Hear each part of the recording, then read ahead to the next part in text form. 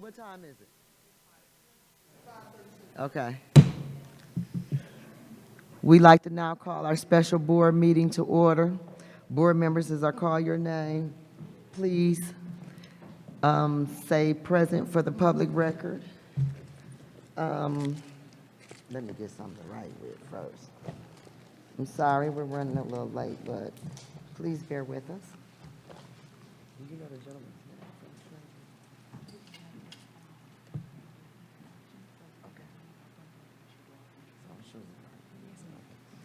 Treasury? Okay, so board members, as I call your name, please say present for the record.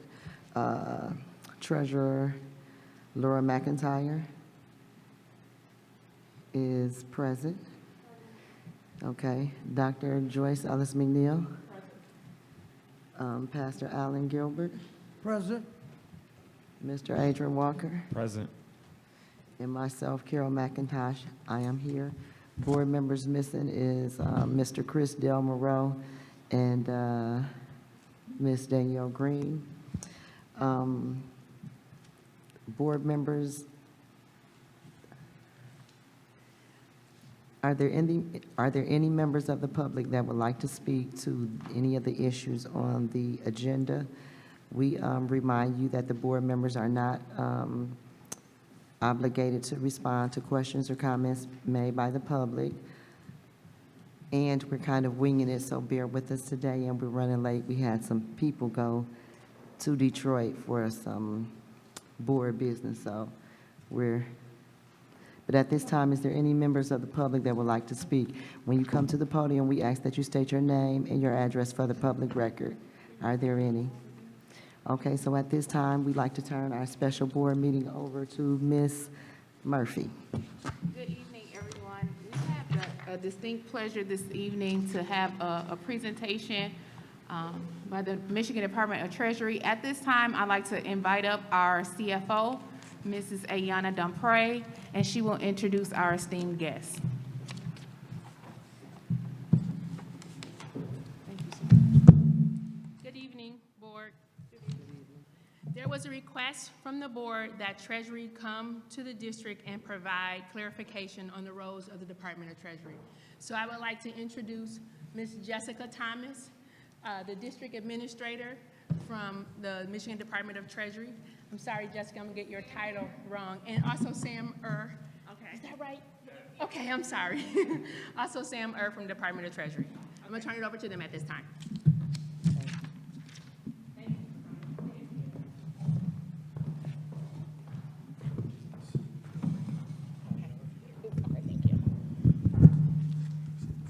Well, I want to thank you all again for inviting us to come today. We are just grateful that you all have invited us here to talk a little bit about who we are, what we do, and how we can support the district. So thank you so much. As mentioned, I'm the division administrator, and our role in our division within the Department of Treasury is to analyze the fiscal health of school districts across the state. So ISDs, traditional public schools, charter schools, the whole nine. And our team here, Sam here that's here today, his job is to look at those financials on a regular basis and talk to the districts, talk about the findings, ideas, ways that we can support. And so one of the things that I want to make sure that we're talking about today is the depth of the bench that we have at the Department of Treasury here for the district. And as we talk about those partnerships and what we do, some of the strategies that we've developed is providing that technical support. We want to equip the Board of Education, the district, with the necessary tools and resources and the data so that you guys can make great decisions for your scholars. And so the goal here today is to really talk about some of those roles that we have and also talk about a little bit the partnerships that we have with either our financial services that is here with Baird Services, so Brian Leffler. We also have Plant Moran here, Paul, who actually has assisted the district already with the building utilization study, enrollment study, and pretty much talk a little bit about some of the best practices and all the lessons learned through our partners here from Pontiac. So Pontiac Schools is here to support, also talk about the lessons that they've learned, what their relationships are, things that they've learned. So I can show you better than I can tell you of what it looks like of working with the department. And so today we just wanted to make sure that we gave you some of those things. Now, ideally, we had talked about this before, we're on that journey, right, of getting that EDEP, right? It's talking about a little bit the financial strategies. And so phase one is we'll do this presentation. The next phase of this would look like the administration, working to provide all of the details, giving you guys the information that you need so that you can go through that process of forecasting what your budget may look like. And then after that, you go through a process at which we'll go through and approve the EDEP. That's already been a part of the process that we've been under. So we're excited to be here, very grateful. And at this point, I want to go ahead and turn it over to Pontiac School and Pontiac School Board. We have Superintendent Kelly Williams, and then we also have 4 of their board members to talk a little bit about what they've learned and things that they've done and what those partnerships look like to help them in the current situation. Any questions at all about the role and what we're doing here today? So if I may, and again, thank you for coming today to provide that insight and bringing the partners here. The only question that I would have, and we can get to it whenever, would be, I believe the Department of Treasury plays a role in the reimbursement as it relates to the ESSER dollars. Is that correct from the Michigan Department? No, actually, it's a great question. Okay. I do appreciate that. One of the partners that I did not mention, but we won't be addressing that tonight. No, We no, do I get have that. Michigan Department of Education is key in most okay. of that. But as I mentioned, we're all partners here. One of the things that we found is helpful is if there are specific questions, we can compile those, we can get you connected to the right people so we can get some of those answers. Yep, no, that helps me. MDE instead of Treasury. Yeah. Thank you. Yes, thank you so much. President McIntosh, anything? No, I was going to ask, were there any questions from the board? Okay. Okay. you Very can- good. At this point, I will welcome Pontiac Board of Education and also their superintendent, Kelly Williams.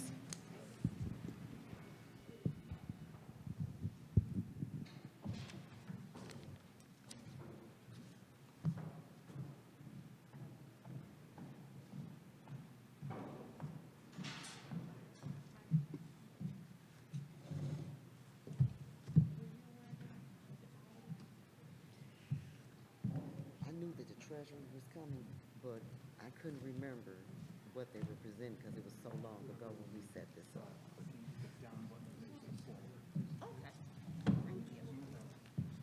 Huh? We ain't doing nothing but hearing information. Good evening, everyone. My name is Kelly Williams, Superintendent for the Pontiac School District, and I'll have my board president introduce himself and the other trustees. Good evening, and thank you for having us here first. My name is Gil Garrett. I'm the president of the Pontiac School. President McIntosh, we had a meeting in Grand Rapids. So this is the rest of my colleagues. Now allow them to introduce themselves. Want to start now? Yeah. Okay. My name is William Carrington. I'm a former president of Pontiac School District. Also, I'm a native son of Flint, Michigan. I went to Bunch Elementary, Carbon Road Elementary, as well as Flint Academy High School. So it's an honor to be here talking with the Flint Board of Education. I'm Kenyatta Bowman, the current Vice President of Pontiac School District. My name is Shaquana Davis-Smith, and I'm the treasurer of the Pontiac School District. Thank you for having us. And we are simply here just to share our stories, talk about lessons that we have learned through our journey. Very similar demographics, situations. I've been the superintendent now going on 9 years. Been in the Pontiac School District for 26 years. Started off as a teacher, never aspired to be a superintendent until I felt I was vested in the journey in 2013 when we were hit with a $52 million deficit. and we'll expound on that story. So you all have packets in front of you. We've done our introductions. The district's vision and mission, I don't believe in reading every slide per se. Everybody in here can read. But I want to highlight all of the schools in the Pontiac School District will meet the accountability requirements. All Pontiac students will significantly increase scores on standardized achievement tests. This is the board's vision, and this is the direction that we have shared across the district, with the pillars being the focus around academics, attendance, and student climate.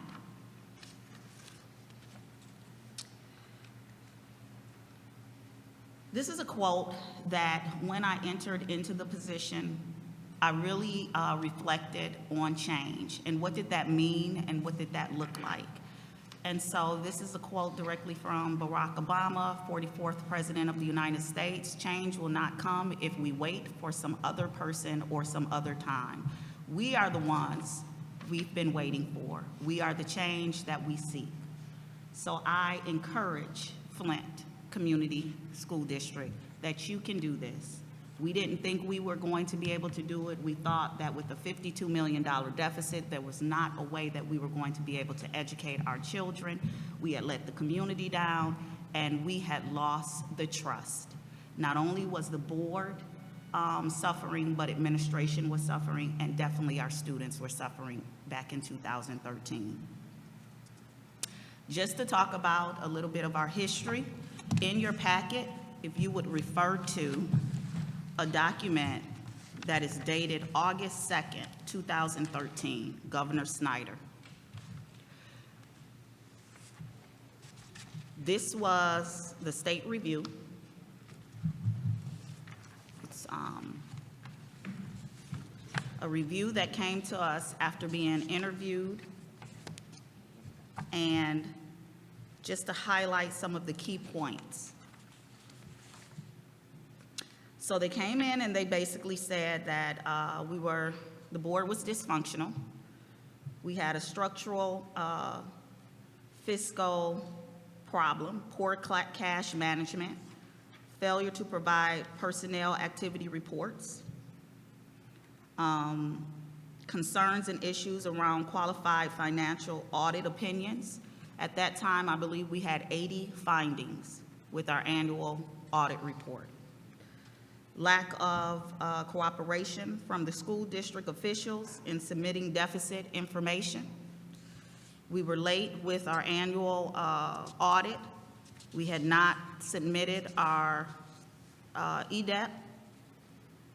The school district was delinquent in remitting retirement contributions.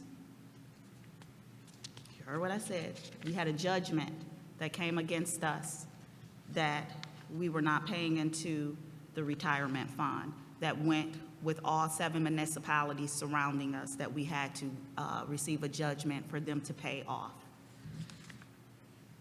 The review team, if you go to the following page as it relates to the board.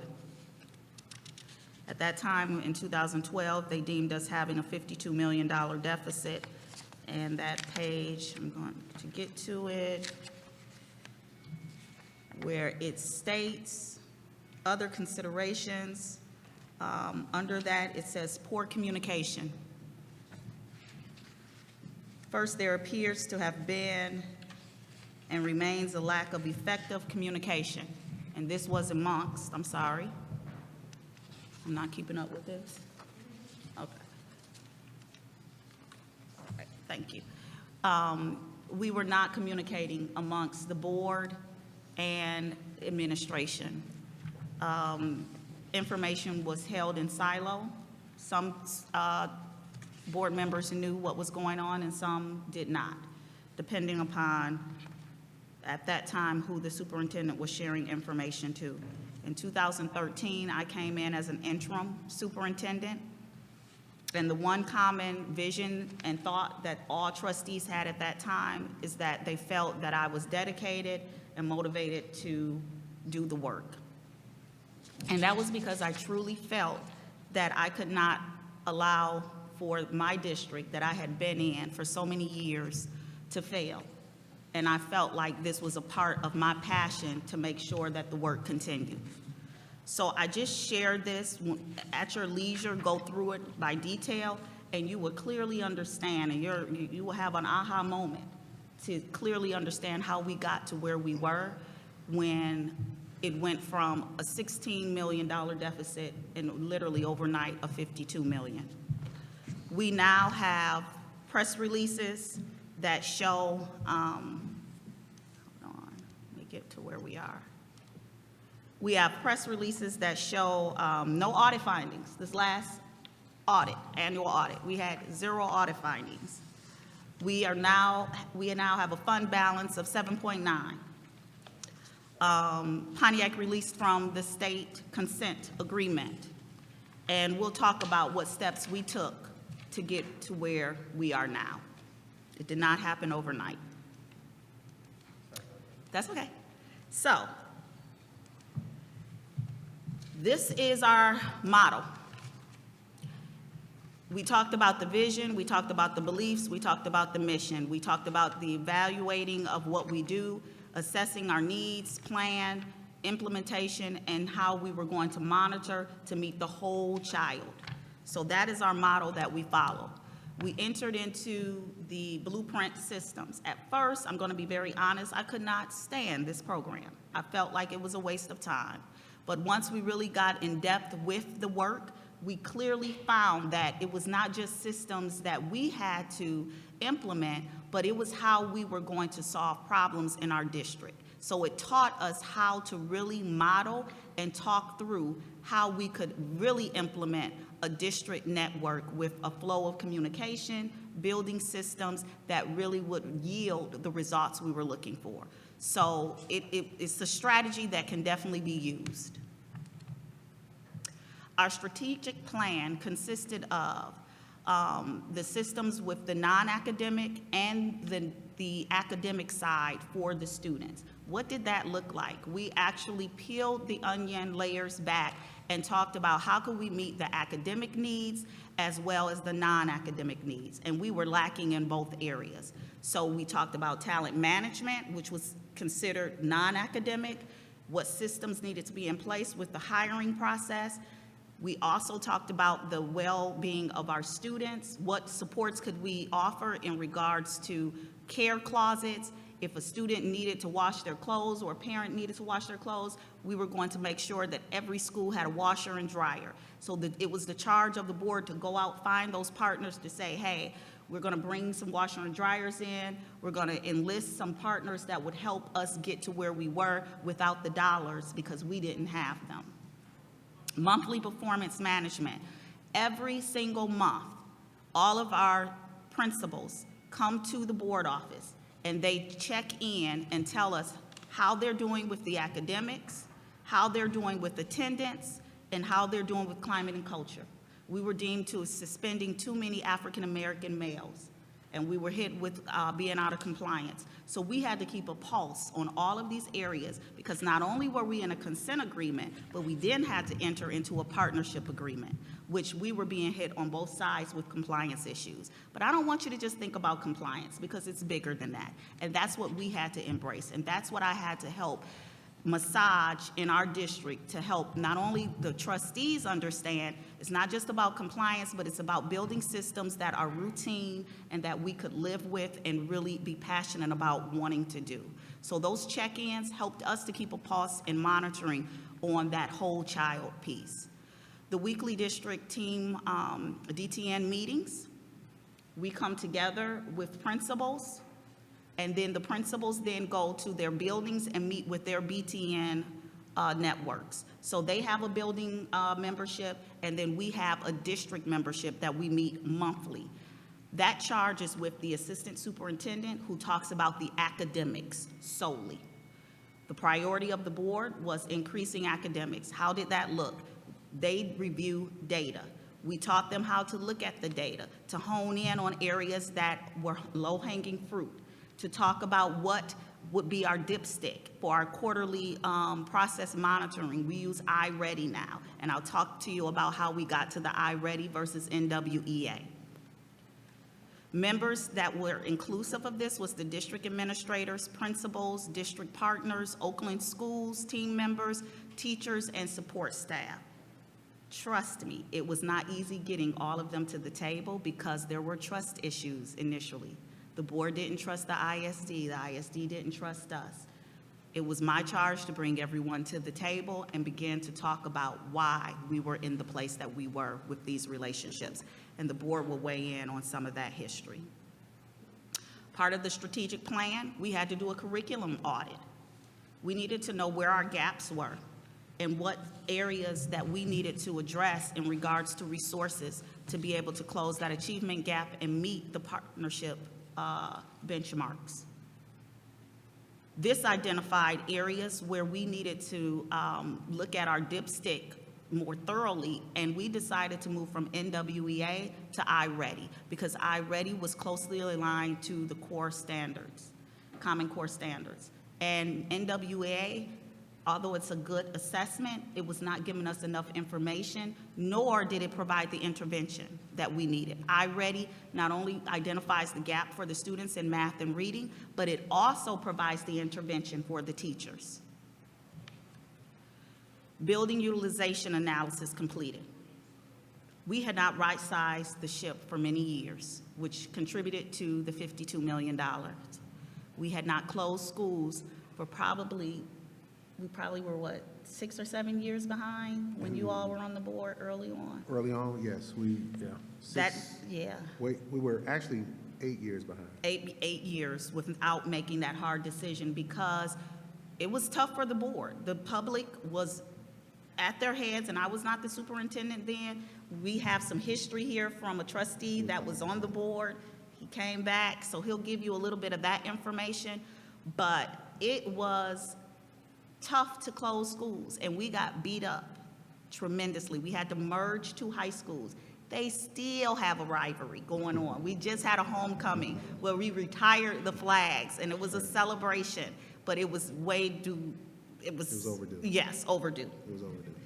So that building utilization analysis is so essential because you're dumping money into a money pit that you're not going to get your return if you don't have the students and the teachers to actually fill that capacity.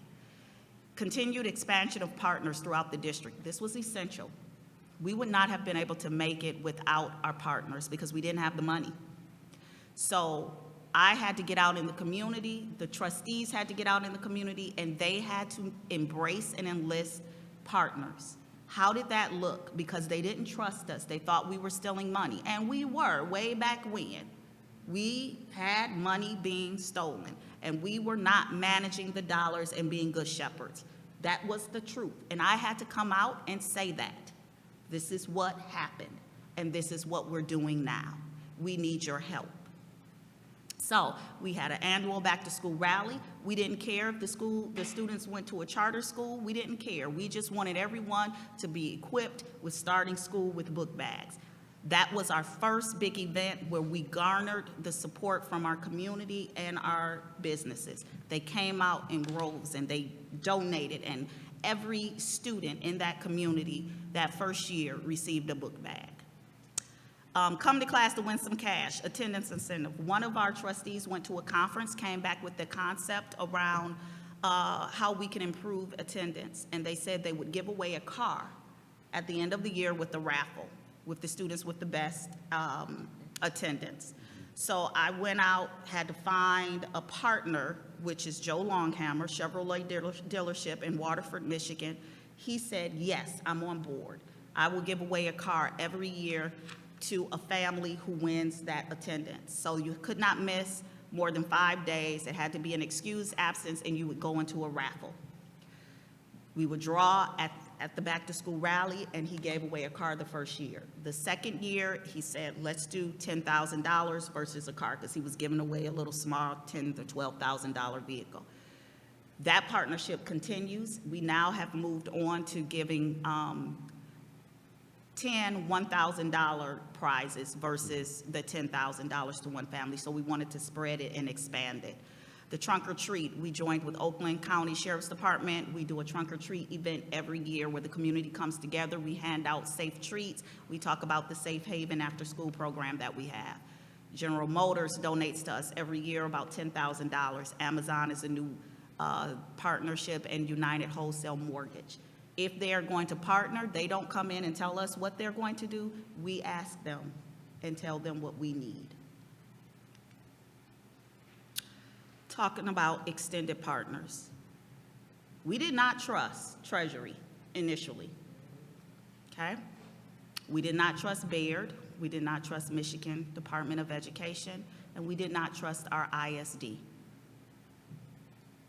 When we entered into the consent agreement, we were told, which is completely different now in this era, but we were told we had to partner with these individuals. So our guards were up. And then they sent me Don Weatherspoon as my consultant, who is now a great friend and mentor. But the board didn't like it, I didn't like it. And we were boxing all day long because I felt he was gonna come in and do exactly what he did in Inkster and in Highland Park. And he put me in the car one day and I was heated, and he drove me to Inkster and he drove me to Highland Park, and he showed me what he tried to do, and he talked about what he didn't do right, and we developed a cordial relationship. I sat down with Baird, I sat down with Treasury, I sat down with the Michigan Department of Ed, and I sat down with Oakland Schools. And I first had to get an understanding of what they were trying to do. And then I said, this is what I need for you to do for me. And they did it. That was the first eye-opener for me to say, wow, maybe they truly are here to help, because I didn't trust them. The board definitely didn't trust them, and they were looking at me saying, you better not trust them, and don't bring us anything that is coming from them because we're not gonna approve it. So we had to all get in a room and talk about what the plan was going to be. And at that time, we had the hammer, because they were talking about if we don't do it, we were going to be shut down. And nobody wanted that, because we would have failed our community. So, to date, and I tell you this right now, during this whole process, I'm getting personal and giving you my personal journey. I lost my child, 10 years old, during the time we were entering into a consent agreement. And these individuals around that circle said to me, we got you, tell us what you need. And I still didn't trust them, but I had to trust them because of what I was going through. And they did exactly what they said they were going to do. Baird, I salute Brian. He helped educate me on how to read and understand numbers, along with Bob Moore. Treasury told me what to make sure not to do. Okay, so it wasn't a kumbaya at first, but they helped me know exactly what I shouldn't do and what I didn't want to go, what path not to go down. So they helped me open my eyes up to say, okay, work with your ISD, and the ISD garnered that support, Baird garnered that support, Michigan Department garnered that support, and once they saw we were good shepherds and what we were doing, it was then kumbaya, and I salute every last one of them. That's where we're going to go. Flint, us, we're gonna do this, the same thing together. Okay, accomplishments. Buildings were terrible. I mean, we had not passed a bond in 30 years. 30 years. Auditorium seats, you can't even sit, you still can't sit down in them, springs coming up. Water leaking, $200 million facility assessment. We went for 4 tries to pass, 3 tries for a sinking fund, and we went for passing a bond, and we succeeded the first time. I commend this gentleman right here, because I couldn't do it. I was getting out there, couldn't do it by myself. He took it, he got out there in the community, he told the story of why we needed the support from the community, and after 30 years, because other administrations had tried and failed, we passed a $147 million bond and a sinking fund to address the major work. We revamped all union wages scales and instituted a formula. This is very important, and I commend who once was the ISD, because we outsourced our business department to the ISD because we couldn't find anyone, okay? Couldn't find anyone to manage our finances. So the ISD came in and they supported us in that area. Then we end up taking them in-house. No one would get an increase, this is how we got to our deficit and removing our deficit, unless it was built into a formula. If the revenue did not go up for tax basis because we were out of formula, then we built into their union negotiating agreements that you would only get a fraction of a percent. If the revenue went up for tax property, then you would get an additional 1% increase of the formula step. That's important. We'll come back to that later. So over 50 community partners, increased graduation rates, increased career pathways for students. You want to find programs that will separate you from other surrounding districts as well as charters. What does that look like? Skills trade, career pathways, something other than just the four-year university pathway. We were awarded $3 million grant for reading initiative. Continue to go after grants. Awarded $1.4 million for the Balmer Group for career pathways. If Balmer Group has not gotten down to this area, once they come, please, please enlist them. They have a ton of money. Balmer? Balmer Group. Mm-hmm. Thank you. We'll introduce you to them if you don't know them. They're looking for areas to help and support. High school graduation rates increased from 59% in 2014 to 76% in 2019. We are still not where we need to be, but we are moving in the right direction. We met our goals thus far within our partnership goals. It doesn't look the same right now since COVID. I'm just being honest. We did see some regression. District student growth improved from 2013 to 17 in English language arts and mathematics. So we were trucking along until COVID hit us. But we're, getting our traction back and looking to see how we can close that achievement gap even more. Programs that we enlisted was our robotics team at the International Technology Academy, patient care technician program. We have babies that have graduated in 5 cohorts, 20+ students that earned their certification in the patient care technician that we brought in-house as a career pathway, and they get hired by our local hospitals. And then they pay for them to go back to school to get their LPN. So that is a wonderful program. That was our first career pathways that we brought into the district. We have the dual enrollment program, and now we have currently in the career pathways program, which we dedicated a wing of our high school, engineering, manufacturing, and informational technology. All right, now let's talk about money. The EDEP. That was a pain and a thorn in our side for years because we didn't know where the money was coming from. We was making up all kind of stuff. We gonna increase 200 students. We gonna do this to try to close that financial gap, and it was just not even realistic. So we'll talk about how this looks. The financial forecast is updated in January to provide a template for decision making. That's essential. January is our timeline, and it's all over the district. The board knows. They have now said we're going to have a December retreat so that we can talk about how that looks for the upcoming school year.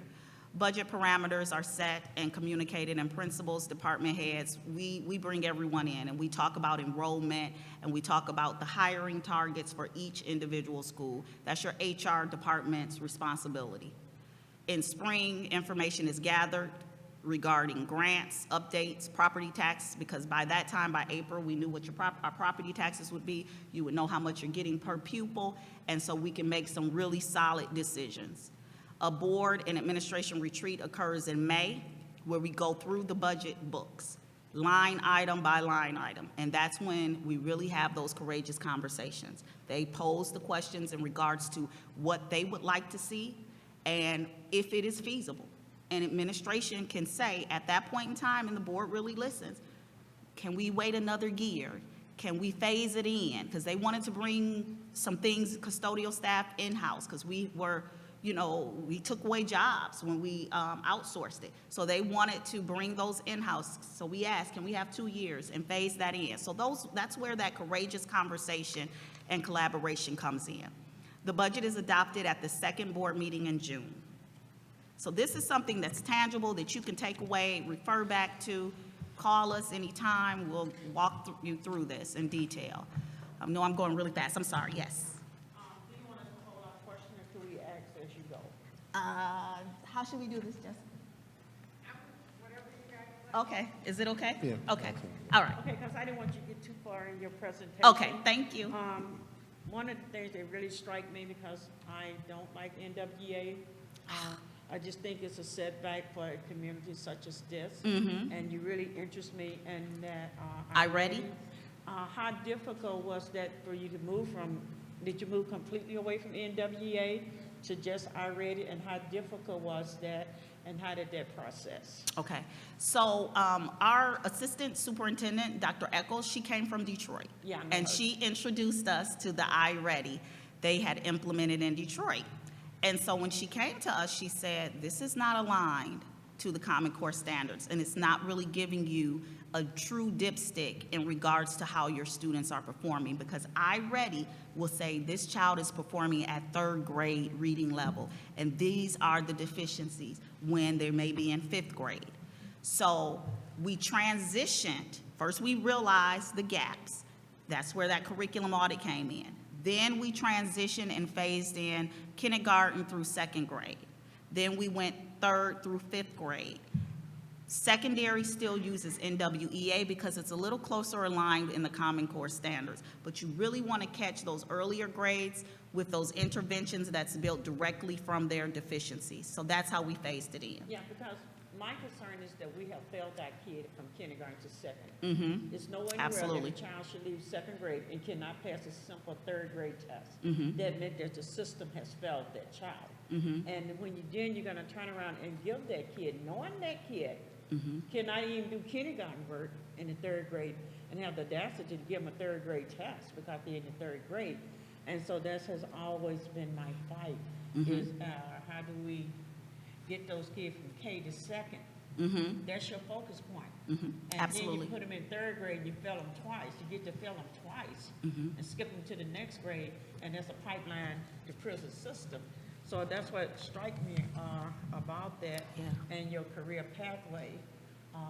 We are looking at more VOTEC type school rather Yes. than alternative education. That's another Yes, yes. prison slave name for kids to go to a different place. So you did strike me those two, and I would like to have a little bit more information Okay, absolutely. about that, and some business cards from you as well. when you Okay. get a chance. And Thank you. we got away from our alternative education program. We had a whole building. And it was a revolving door where students were not leaving out of it. So we changed it to Tier 3, and we'll talk about that a little later. But I understand what you're talking about, and there's a lot of variables as you talk about that whole child and the curriculum and academics and meeting their needs. So I appreciate what you just stated. So the district newly developed 10-year financial forecast. Our CFO, Jim Graham, came in. He did a phenomenal job in analyzing because he was new to our district, and he talked about what our needs were, what the board wanted to see as far as automatic budget increases, and it just wasn't, we're just going to do it. We had to have it data-driven, and it had to be supported by the dollars that was built into our 10-year plan. Spending budget no-nos. Take a look at these. Circle it, because they are very, very important when you talk about budgeting, when you talk about your EDEP. I'm going to move along. Spending budget best practices. I want to go down to the bottom one. Bottom two, data-driven decisions. When enrollment is reduced, reduce instructional and support staff accordingly. When enrollment is increased, account for capacity issues and plan on cost increases. These are best practices. Circle this area as well. It is so important to build these practices in when you begin to build your 10-year plan. Keys to Psd successes. These are highlights that we talked about when we would work through our budgets. Every time we would come back to these Psd success points and talk about where we were, if we were on it, if we needed to continue, or if we still had some work to do. The annual surplus, these are our goals. We wanted a fund balance, we wanted to reduce our TAN, we wanted to pay down debt, and we wanted operations. That's what we wanted to do with our annual surplus. So every time we had a little bit of money, those were things that we said, okay, what can we do? Are we gonna have a fund balance? Now we have a fund balance. That was our last checkoff point, which is 7.9. Yes, sir. Just a clarifying question. 10 stands for? Tax anticipated note. Do you all do those? Tax anticipated note? That has saved us every year because it's a timing issue for us. I don't They know. have? Yes. Okay. All right. They have, Perfect. yeah, They have. they Okay. have. All right. I pulled their budget. Oh, you did? Okay. Wait till you hear from the trustees. You are going to love their story. We're getting there. Financial impact of student enrollment. This is important because as our student enrollment goes down, and we have seen enrollment decreases, we had to adjust because we lost federal grant, state grants, ISD, such as your PA 18 dollars. So we had to balance that budget as we saw the loss of students and balance the dollars. Yes, ma'am. Okay. Just a little bit, because I'm a little slower, I'm just trying to. No, get I know, and I'm through. going fast just You- for you are. time purpose. So on page 18, one of the things you have is Okay. staff, board, administration, and community commitment. And I'm kind of wondering what that is, and. I'm sorry, repeat that again? On page 18? Yeah, it says staff, board, administration, and community commitment. And you have a yes exclamation point. Yes. So I'm kind of wondering if you could elaborate on that further. And then when you said there were actual, like, what did you say? I can't remember the words that you used, like people stealing from your district. Yeah. You want me to elaborate on that? And the board will do that too. How did you, I'm interested in that process as a board, how the board transitioned from malfeasance and those things to getting to board community commitment, because we're undergoing some transitions that are involving some things, and we need to be cohesive Yes. as a community. And how did you do that? I mean, I understand you're balancing the budget, you're doing all this. Those are, financials are easy to see, like, okay, we're just doing math. Yes. How do you do community? So, you want to Yeah, go with it? because I want to touch, it's a little bit more in depth Yes. to what you're saying, so if you just give us a minute. And Let- you don't have to answer it right here. But it's But it very, occurred- but it it's something occurred that to you me definitely need to because- know before you leave. Yes. Before we- Yeah, because I mean, That's this is. Yeah, it's very You're important. That's overcoming a that deficit is one of the most elimination important plan. questions, yes. Yeah, Yeah. but like, how did you, like, you guys are all sitting up here. Yes. You look I'll tell you look how we like did you it. could just throw your arms around each other and Yeah. like. Yes. We are going to talk Well, we- about that. we This are- was not always like Earth, this. did Yes. you do that? And I I'd just tell like to wanna say, know. Yeah. Trustee And I'd just like to McIntyre, say it you was are absolutely nice. right. It was not always like this. Yeah. and we'll I'd talk just like to about say it was nice to see you guys at the same training that we were at. Yes. And then you come here, so I'm like, okay. Yes. Because I heard some of their issues in the class. and Yes, ma'am. Yeah. They've definitely been through my struggle, so this is awesome. Yeah. So go Okay, ahead. we will definitely come back, and that's coming up. So thank you for lifting that, and we'll bring that to light. So this is our fund balance, general fund. You see where we were in 2007. You see that big dip in 2013. That's where we hit that 52 million, and now we're up to the 7.9. Uh-oh, I don't know what happened. Okay, we're gonna keep moving. Is it that one? Okay. We are here because. Okay, thank you, trustee. So, we are here because there were some concessions that took place. Teachers, support staff, everyone had to take concessions. I mean, as deep as 30% cuts. And they were frozen for 8 years. Staff were frozen for 8 years. It was very uncomfortable, and it really became uncomfortable in 2016, where we were having teachers quit, coming to the board, demanding increases. So we did feel that pressure, and it did cause a lot of uncomfort in the community because they wanted to see the teachers get paid, they wanted to see the students improve academically, and so there were a lot of variables that we had to address by having town hall meetings, getting out in the community. We have neighborhood community meetings, and I had to attend there and talk about what we did wrong and what we're doing right and why we were frozen because of the 52 million. As long as they were able to see the progress with the deficit decreasing, as well as seeing some trend in the right direction with academics and graduation, they were getting on board gradually and slowly. But if they see continual dysfunction, we were not able to move that needle with the community. So we had to show them that we were going to be good shepherds, and we had to enlist their trust by involving them in that conversation, getting out there and talking to them. And it took a lot of time. Every weekend, I was going to neighborhood meetings and talking. And every meeting I went to, one or two trustees attended with me to talk about how they were supporting administration or addressing a board question. You said you were doing this weekly? Every weekend for about 5 years, literally. And they now still, since COVID, I just got a call from Bloomfield Hills Township. They want me to come, give them an update. The churches wanted me to come, give an update, because we're asking them to pass a bond. We're asking them for some things. They needed to see us and hear from us. So that's one way that we addressed it. And it wasn't just me, it was the trustees as well. She'll talk about how she would go pull up, owns a cafe, bakery. She has a truck, she would pull up in neighborhoods, pass out donuts. So we took advantage of every possible way to build relationships in the community. We are here because of significant crossroads. A lot of progress and a lot of good things have happened. To honor all of the hard work and sacrifices, I have to read this to you all because I want you just to really understand it took all of us to do this.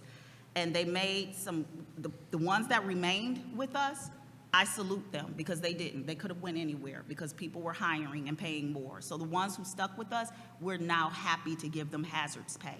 We're happy to give them increases because they deserve it. They were frozen for 8 years. Okay, I'll turn it over to the board president at this point.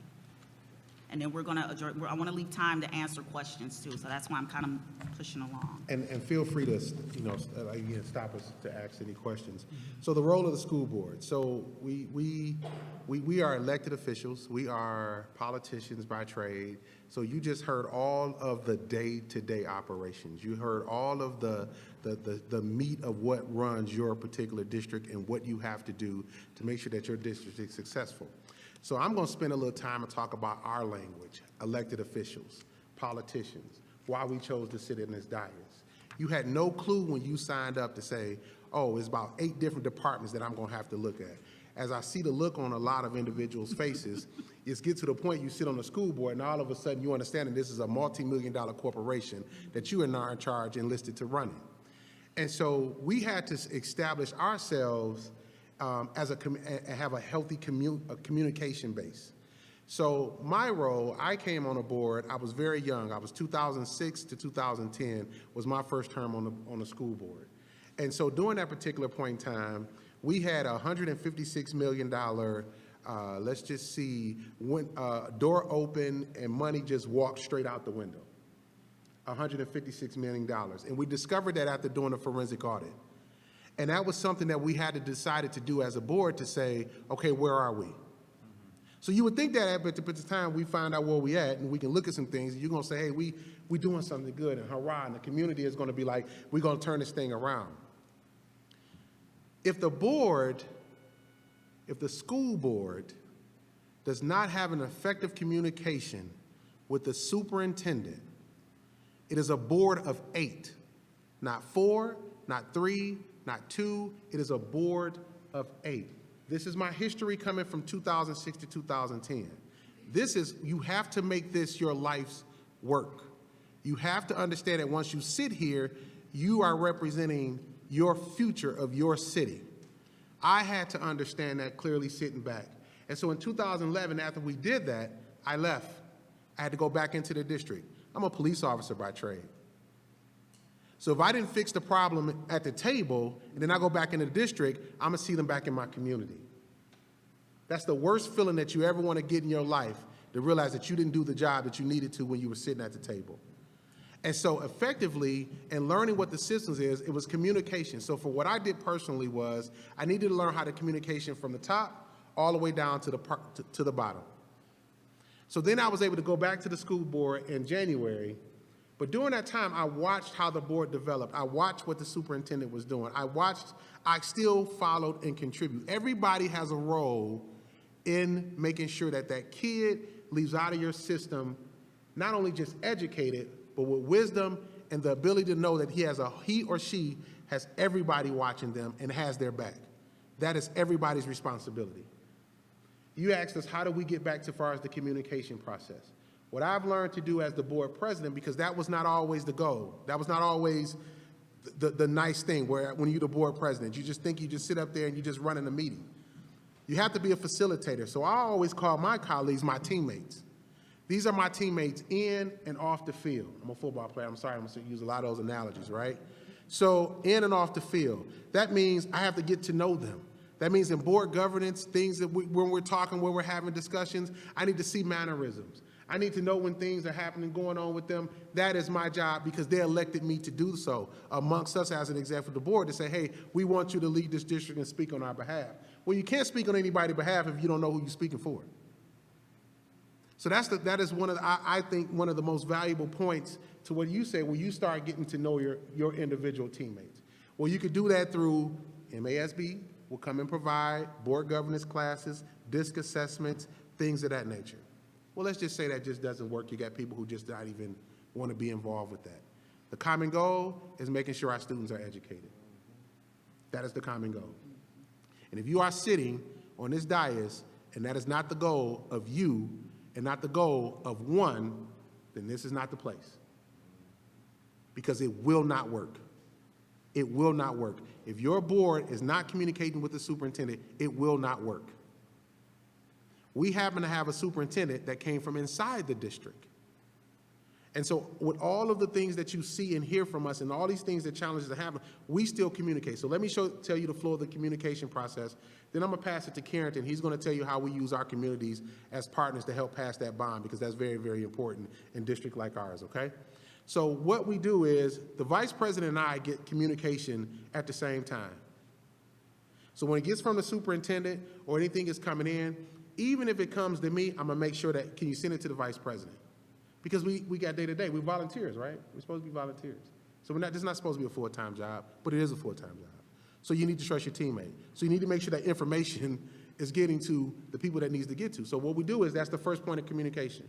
On Wednesdays, right after the board meeting, we meet with the superintendent together, and we're going to talk about what our board governance agenda is, or just kind of update us on what she sends out on a weekly basis. We get weekly notes sent out on Thursdays. So we talking on Wednesday in front of her. Things that's going to come up in the district, she's going to send out to us on Thursday. That's using that technology piece. Well, we know we got a board meeting that's coming on that Monday. Well, when we get to the board meeting on Monday, it's a regular board meeting, I'm checking with different board members, because the responsibility of us is you got to read your board packet. This is a business. You have to read the board packet. And reading the board packet, I'm entrusting you that you holding up your end. It's a trust issue. And I know it's hard and I know it's difficult. I've been on teams where you don't trust the player and we don't win.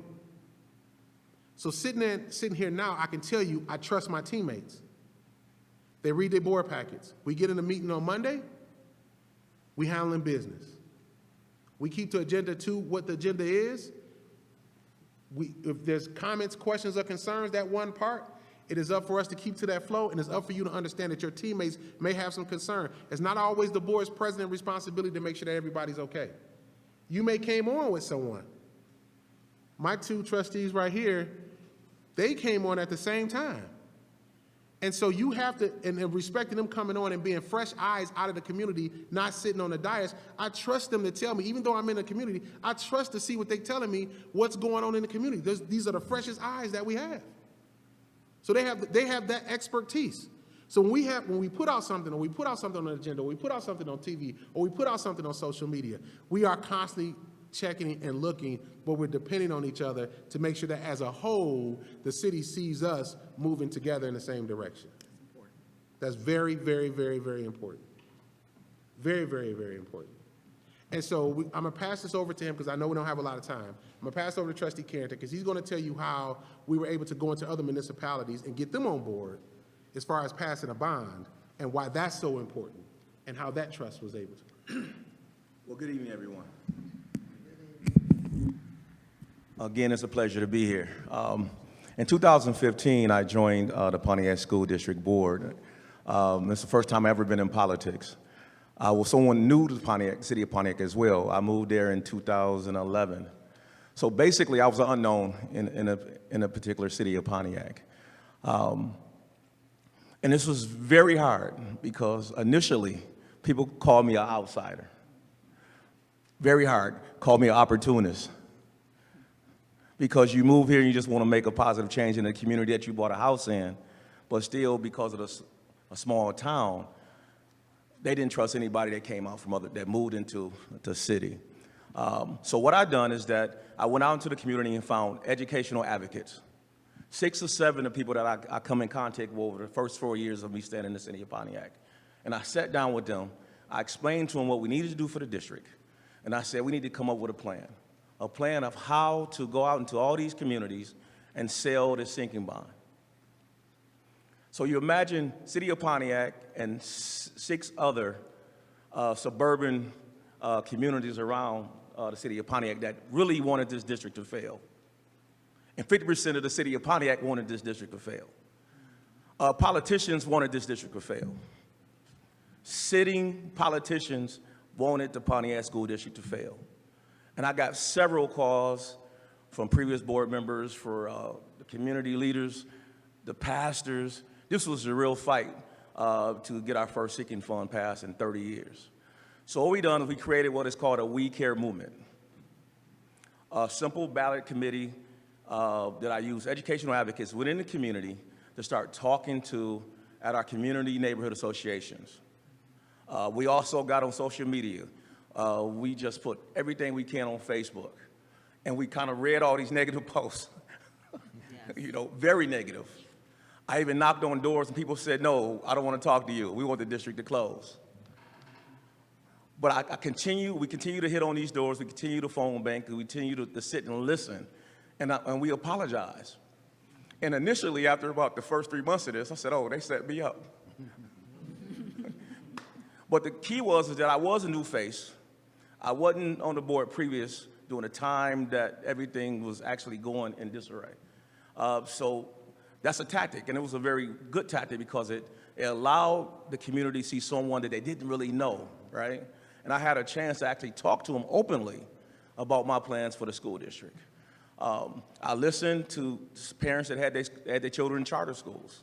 I just listened. They talked about safety. It wasn't even academics. It was basically safety was the #1 cause of why the charter schools were getting an influx of Pontiac School District kids. And so we just continued that momentum.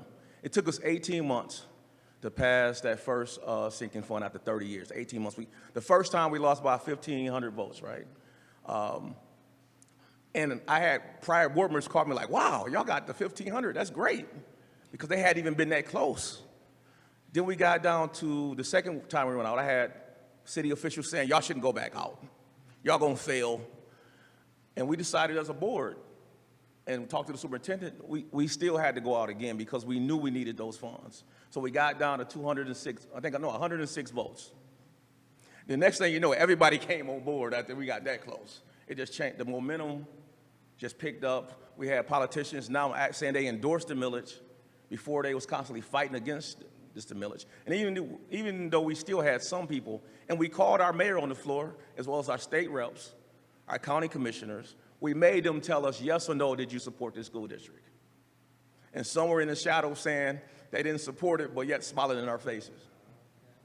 So you have to get them to admit, either tell you what's wrong, how can we get you to support us, and have those courageous conversations and honest conversations with the community. We was able to do that. Then for the next 4 or 5 years, we was just good stewards of our funds. We reported out constantly. We updated our website to be more user-friendly.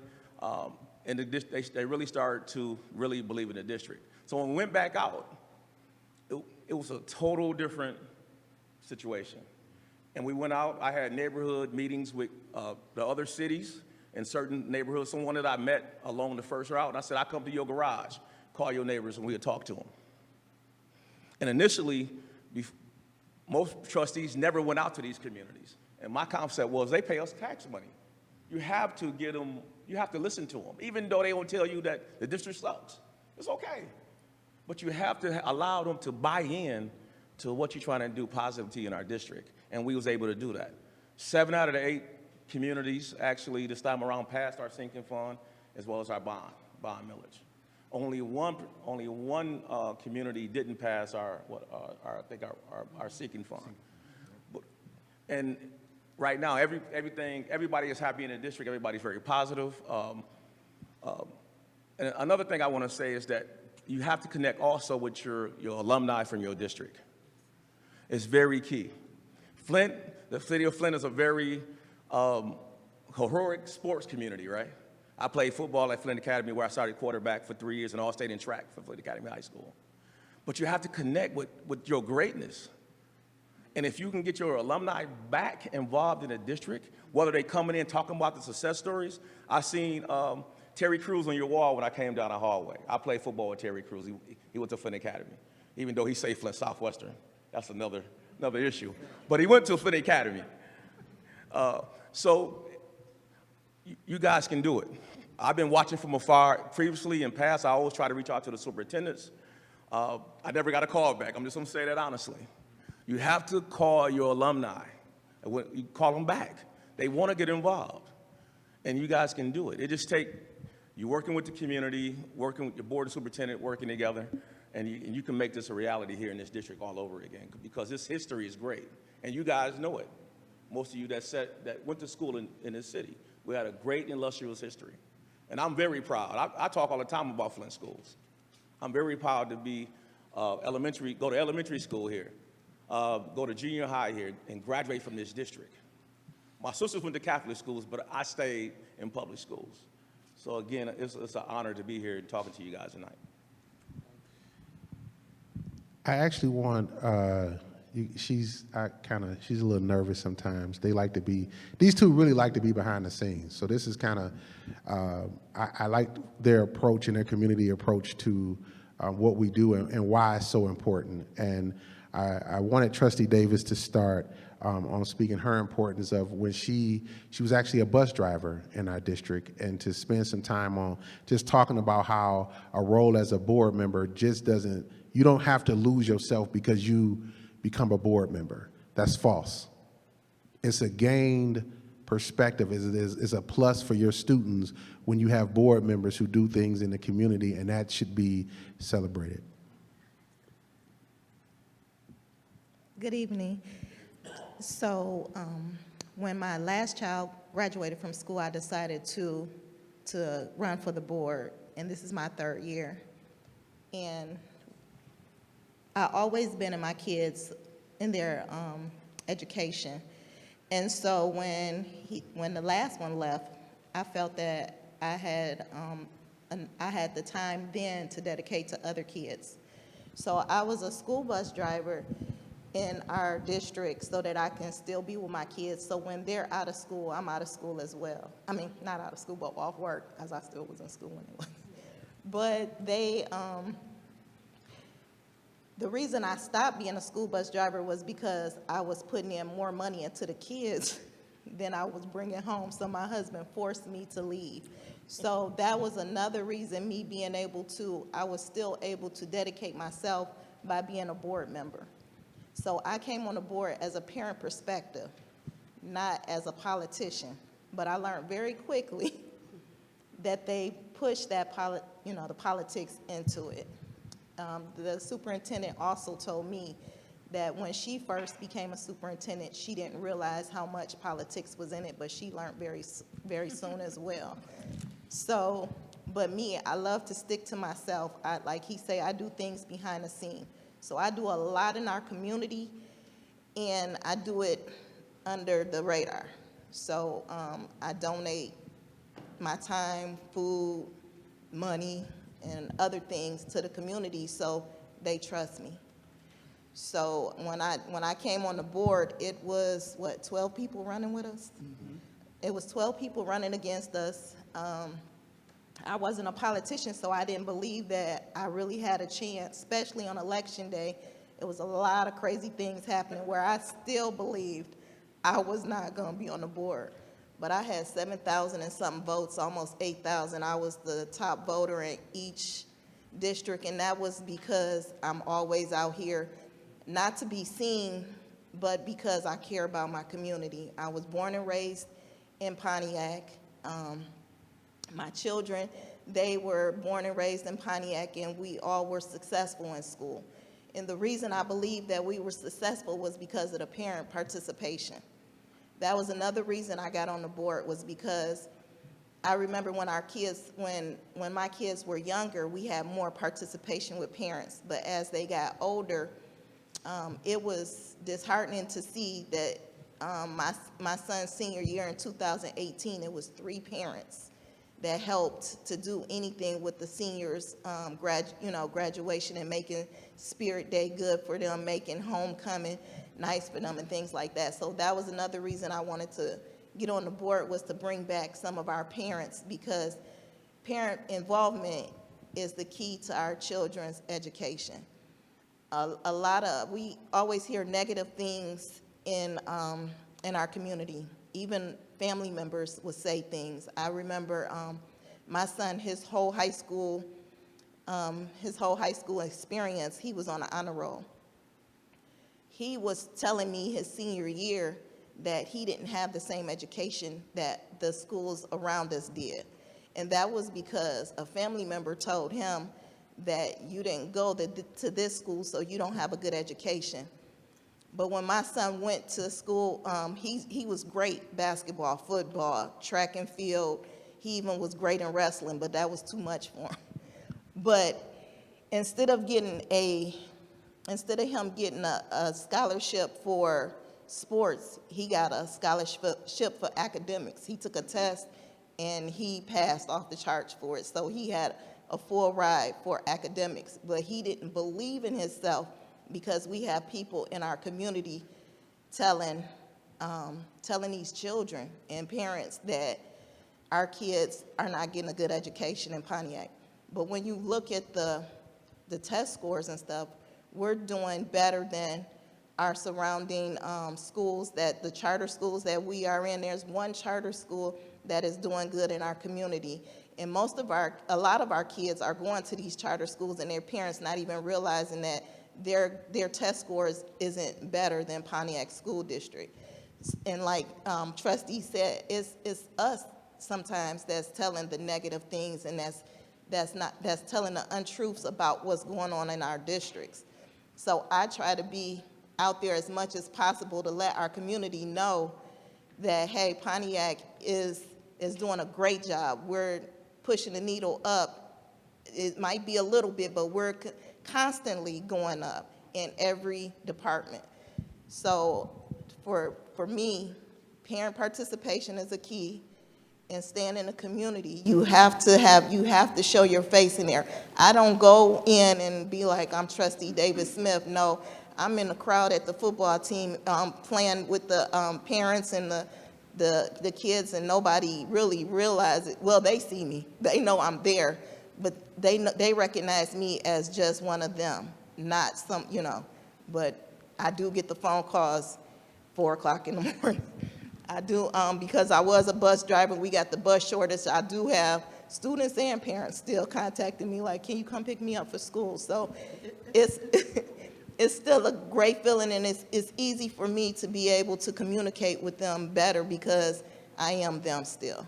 So I suggest that you guys still be out in the community, giving them the great information that's coming from the district so that they hear it from you that you're doing, all that you can for your district.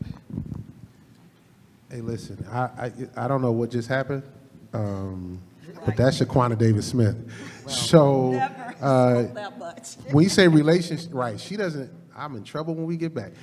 So when we say relationships between board members and ideas, because a lot of times board members do have ideas, and sometimes you can almost feel like at a point that you don't know if they're getting out or if somebody's listening to you. That's why it's important to be good teammates. That's why it's important to learn each other and be a board of 8, because Trustee Bowman, she is our nurturer.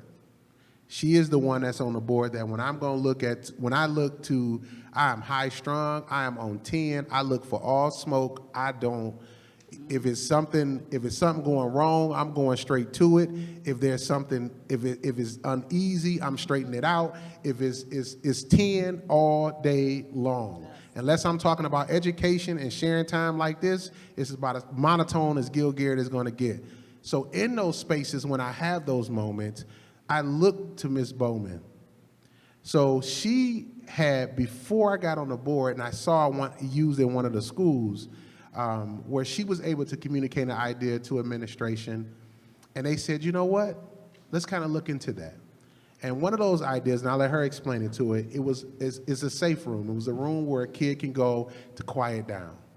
And so I want her just to talk a little bit about that and why it's so important that in sharing ideas at the board table, you can do it, but as long as it's in fit with what the goals and curriculum is and set for the district.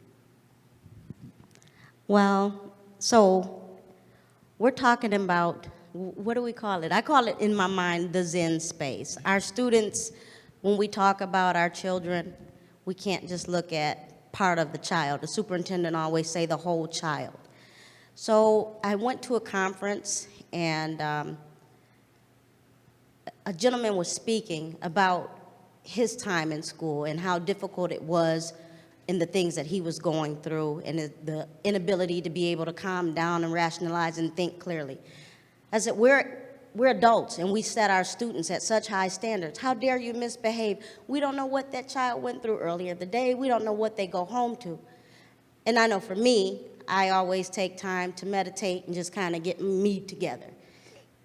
Speaking with the superintendent and realizing, seeing it in different areas, our children didn't have that. They didn't have that cool-off space. They didn't have that space to say, look, I'm just having a moment. They may not be able to convey it clearly because they're a child. And again, we as adults put such high expectations on how our children should behave, but we're not giving them a safe space to cool off and things like that. So I went to our superintendent and said, can we create a space for our children where they can go? Everyone doesn't learn the same. Everyone doesn't require the same things. Let's create a space for our children where they need to take a step back and just say, let me regain my composure. Let me get myself together so that I can go about it in a different way.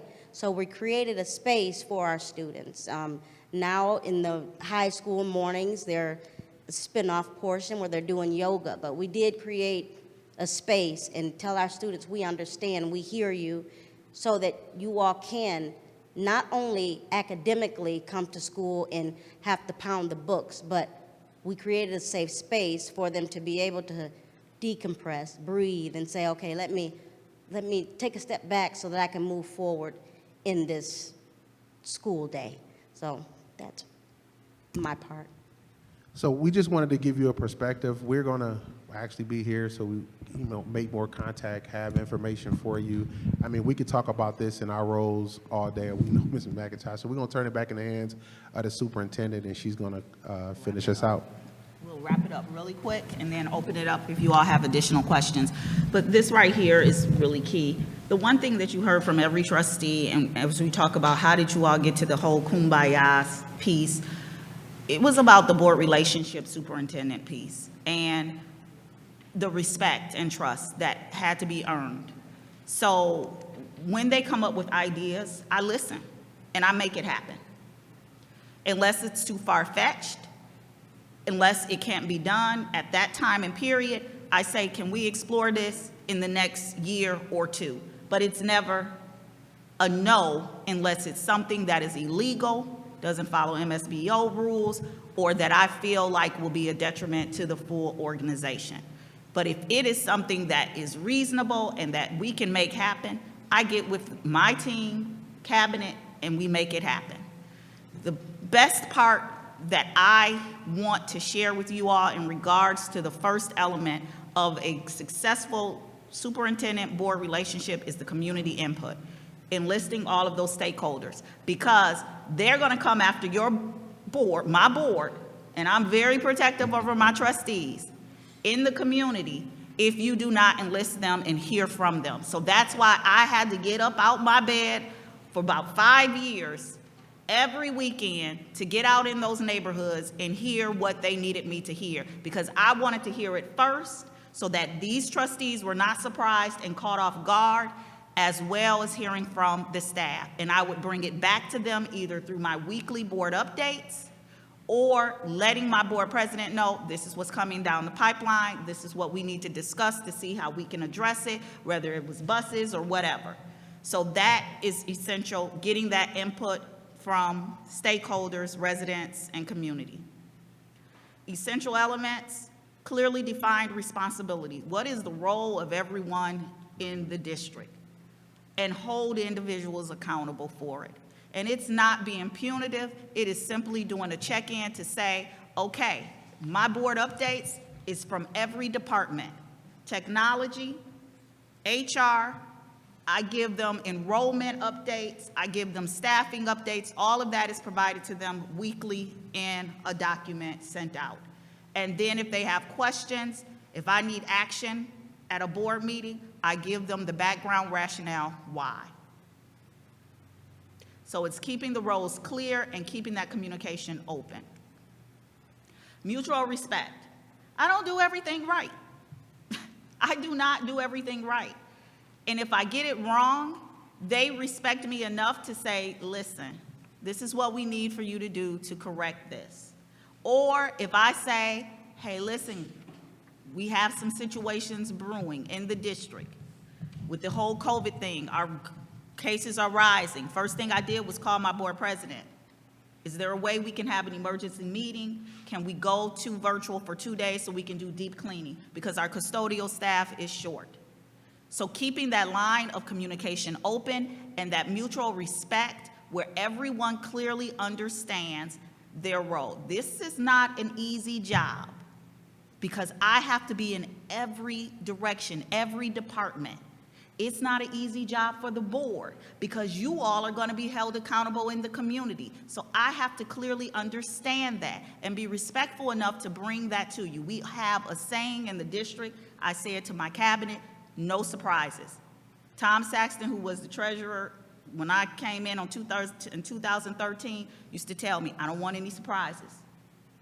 Cash is, what did he say? Cash is, well, I forgot the saying. What is it? I forgot. Cash is something close. Something. I'll come back to it. It'll come to me because he used to always say it. No surprises. I do not allow my board to be surprised or caught off guard. If I know something is coming, if I know I'm going to have a group of people coming down to the board meeting to complain about something, every last trustee will know. So we are prepared and we link arm to arm and we say how we're going to address it. It's a team effort. Nobody is out there alone. Flexibility and collaboration rather than authoritativeness. I don't feel like my trustees are looking to catch me up in something or it's a I got you. It is truly saying, can we do this? Can we work together? what are your recommendations, and whatever I bring to them as a recommendation, if they have questions, I need to answer them. But they always try to give me those questions prior to the board meeting so that we all look like we are collaboratively working together and confronting complex issues on solid grounds. If you have questions, please afford your superintendent the opportunity to answer your questions before the board meeting. Because how is it looking to your community? Again, that's how you're gaining and garnering that trust. Because when they see you all working collectively, they know they can't come and separate the board and administration. It is mutual respect, it's collaboration, being flexible, and clearly understanding the roles. So respecting the decision-making process is so essential, and the feedback is so essential as well. And finally, keeping academic achievement, student achievement in the forefront. What are we here for? If you ultimately are making decisions and it doesn't result to student achievement, why do it? That's the one question that is always posed when we have our board retreats. How is this going to yield student achievement? If we're going to spend some money, whether it's buying an additional vehicle for maintenance, it is because we can get the food delivered or supplies delivered faster to the students and the buildings. Ultimately, how is it going to result to better student achievement? So everything is data-driven. You all can read this. This concludes our presentation. I'm sorry if we were long-winded. There's so much more, and we want to answer all your questions. Thank I'd just you. like to say, I'd like to answer Secretary McNeil's question. Yes, I did know they were coming, but this was planned so far back till I have forgot about this portion because the Treasury asked me, could they have the Pontiac School Board come before us because they were facing a lot of the obstacles that we were facing and that they had overcame their situation. So I thought it would be really helpful for us to hear from somebody whose district looked like ours, who had went through what we had gone through and who had overcame, because I told the Treasury, I said, my board, they don't trust nobody, not even me. So they had a lot of great ideas, but I'm like, I don't know how we going. So they suggested that, and they did have a lot of stuff. There's some good stuff to say, and they told us about you guys, and I enjoyed hearing how you overcame. It was very helpful. It can be done. This is doable. And you I'll all admit, have I wasn't money. excited about it either, but I was in such a desperate place. I figured, what did we have to lose? So. We've been there. We were very desperate as well. I trust my administration. I don't distrust my board members. It's just that we're just in a special space and place. Right. And tough decision had to be made. But I don't want that to go into the ears of the public that I don't trust my administrations or my board. Everybody don't feel that way, but I feel that way. So as a person, I work with integrity and I trust, and I appreciate what you have brought before us. And that was the purpose of being at MASB. Finished taking up all these classes, and I appreciate it, but I had heard a lot about Pontiac. I worked and I taught in the Pontiac school districts. Yes, so, and I worked in public school and teaching and charter school. So I know about the big change and the big work that you guys did, and I'm glad that you brought that information to the public. Thank you so much. Thank you all so much. Thank you. And let me clarify that. I was speaking in terms of the Treasury, not trust you guys. Oh, yes, Yeah, I I wanted to understand. clarify And that. we were there too. That trust piece Yeah, is tough. yeah. And it's huge. Like, it's not something that you, again, you didn't, when you won your election, you were excited. And then you sit down at the board and you saw, and to hear things that's probably going on in your district that you didn't know. I came from working inside of the district and didn't know some of the challenges that were when I first got on, sitting on the board. And so I was very young and naive at the time.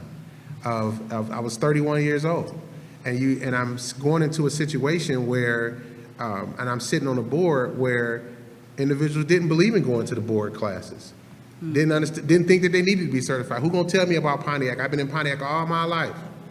Well, all your life ain't saving those students. All your, it's a way. There's a certain thing that you have to do, and trust and building that trust is not an overnight process. So don't feel a certain way about how you feel now. You're going to have, you are charged to make the decisions. And so in making the decisions, whatever they may be, but you have to learn that when that decision is made, how do we now move forward? And that has to be the conversation. And my suggestion would be, because I was on that board, whereas that we did not have I got on the board, I'm the youngest one on the board, and everybody on the board is maybe 20 years older than me. So it was like, young man, you don't know what you're talking about, be quiet. And it was like, who you talking to? I'm grown. And on the police. So it was like the whole situation, magnitudes that come into volume. And so you think that you just sitting there with people who are old enough to be your parents, and it's like, I do have a lot to say, and you waving your hands and you want to be heard, but you're not wise enough to kind of get to know where they're at in the space that they serve, because they've been serving for 20 years, 8 years, 9 years, being reelected, coming back and forth. Like, so there's different attributes, there's different cultures that happens in districts like ours. We definitely can relate to it. And now coming back, because it was a choice to come back, I said I was coming back. Coming back, you got to keep your word, because the community sees that. Yes. So I come back, I can't come back like I was when I was 31. Yes. And then you can't come back thinking that educating these kids nowadays is the same thing. With social media, cell phones, we would talk back then, we're talking about everybody didn't have a cell phone. We're talking about dress codes, and now you got to worry about seeing if they putting pictures on the internet in 2 other countries. So it is a challenge, but it's something that could be done, but you have to look at yourself as individuals. Please do not take this presentation or this moment for granted. Because when I come back, and I will continue to check, and when I come back and I'm visiting, you see me sitting in the aisle, I will have no problem sitting at your podium saying, on such and such day, we was up here talking about this, why are you talking about something different? Because now I'm accountable. And if we don't start holding each other and each other's communities accountable for who we are as trustees and for the lives of these children, all these professionals you see, all these parents you see out here coming for tonight, they trust me, they will want a whole lot more money to deal with what they're dealing with at a lot of times, but it's the trust. And it starts with us. Yes, It starts with us. it does. Ms. Laura had her hand up, and then Mr. Del Marone, and then Mr. I really appreciate everything you have to say, and I'm really listening, and I think that it's going to be really helpful to partner together.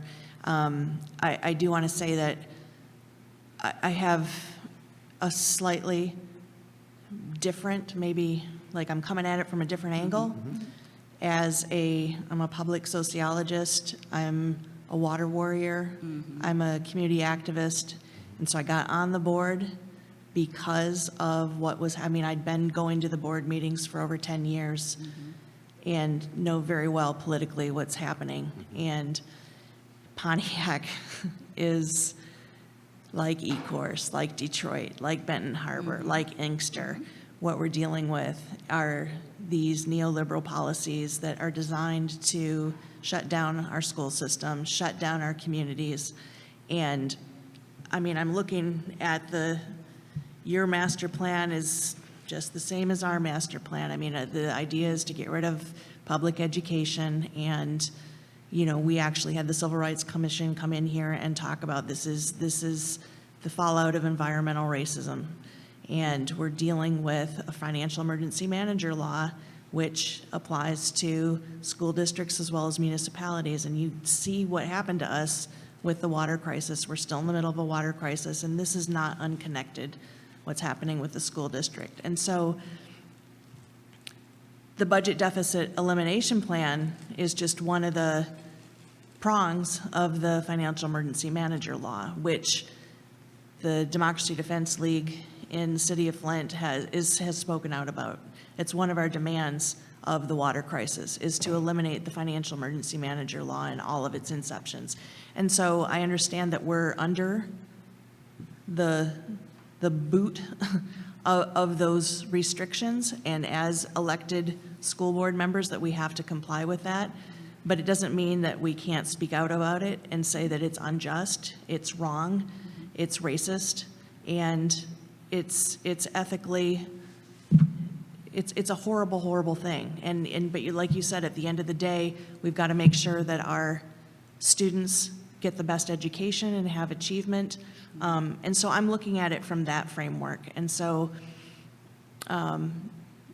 trying to, work with that framework, maybe push against it a little bit, because I don't accept, unjust laws, even though we do have to work with them. And so we've got a lot to do as Michigan and as these municipalities, particularly Pontiac, Flint, Benton Harbor. We've been targeted, and it's by design. And so we've got to fight back against this. And so that's kind of where I'm coming from. So, yeah.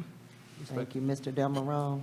If I may just respond to her question, please. Okay, ma'am. I do understand, and we've had those courageous conversations, and we've vented. But I do want to say we had to realize we had to play the game smarter. And playing the game smarter meant we had to work with individuals versus going against the grain to get what we needed for our children. So when we talked about that circle of mistrust initially, we then garnered the trust between those groups, Treasury, and we got things out of them. Once they realized that we were truly in it for our children, we were able to say, this is what we need from you. And from Baird. And I learned a lot of what not to do, as well as what to do to get what I needed for the district. And the board collectively met with them to say, these are our needs, and they listened. It was a mutual respect even with those partners, but we understand and hear you loud and clear because we were there, and we still raise concerns when needed, but we also have that respect where they listen and provide the feedback and resources that's needed as well. And I really appreciate that. And thank you, because you're giving us tools that I think that maybe we don't have or we haven't had access to, and I really do. I'm listening and trying to figure it out, so thank you. You're welcome. Thank you for bringing that, because that is important. Thank you, Mr. Delmarone. Yeah, thank you, Board President. When you bring in all these partners, it sounds like a participatory management style. Did you get any negative feedback from your partners who said, well, they're not using my idea, I'm out of here? Or anything of that nature where they think their idea should be included, but you're just trying to get feedback? Yes, it's a twofold, and we had to navigate through the ones who wanted to come in and push their ideas on us, but we created a partnership with over 50 businesses and partners, true partners, where they literally wanted to come in and help in the areas that we needed the help in. And we set that platform. We didn't say, what do you want to come in and give us? We said, this is what we need for you to do. And they were soldiers and went out to get that. So we came up with a list. My trustees would come to me and say, I have someone who wants to donate in the art area. What do you need? And I would go to my staff and say, what do we need in the art area? What about the music area? We need to replace all of our violins. They would go out and be the great shepherds to bring those supports in. We did not allow, and we really, really don't allow with this new president, for those people to come in and push in their ideas and concepts in regards to how we're going to do things in our district. Right. And we had to really open our eyes, because some people were coming to us and saying, we would like to go out for grant dollars to support your students, and then we would find out those grant dollars were never spent on our students. So we really, really have to hone in, and he has taught us that, to ask those critical questions, and they have to come and present. If they want a letter of support, they have to come to the board and present to the full board, so that everyone, again, that's that buy-in, that's the collaboration. If we all support it, then yes, the superintendent can do a letter of support. Was Pontiac experiencing a large exodus of students from the district to the out-county area? Yes. Yes. I mean, and that was just a natural, from not trusting, and progression of people are not large families. That was, I mean, we had a combination of a lot of things there, where you did not have, birth rates were going down.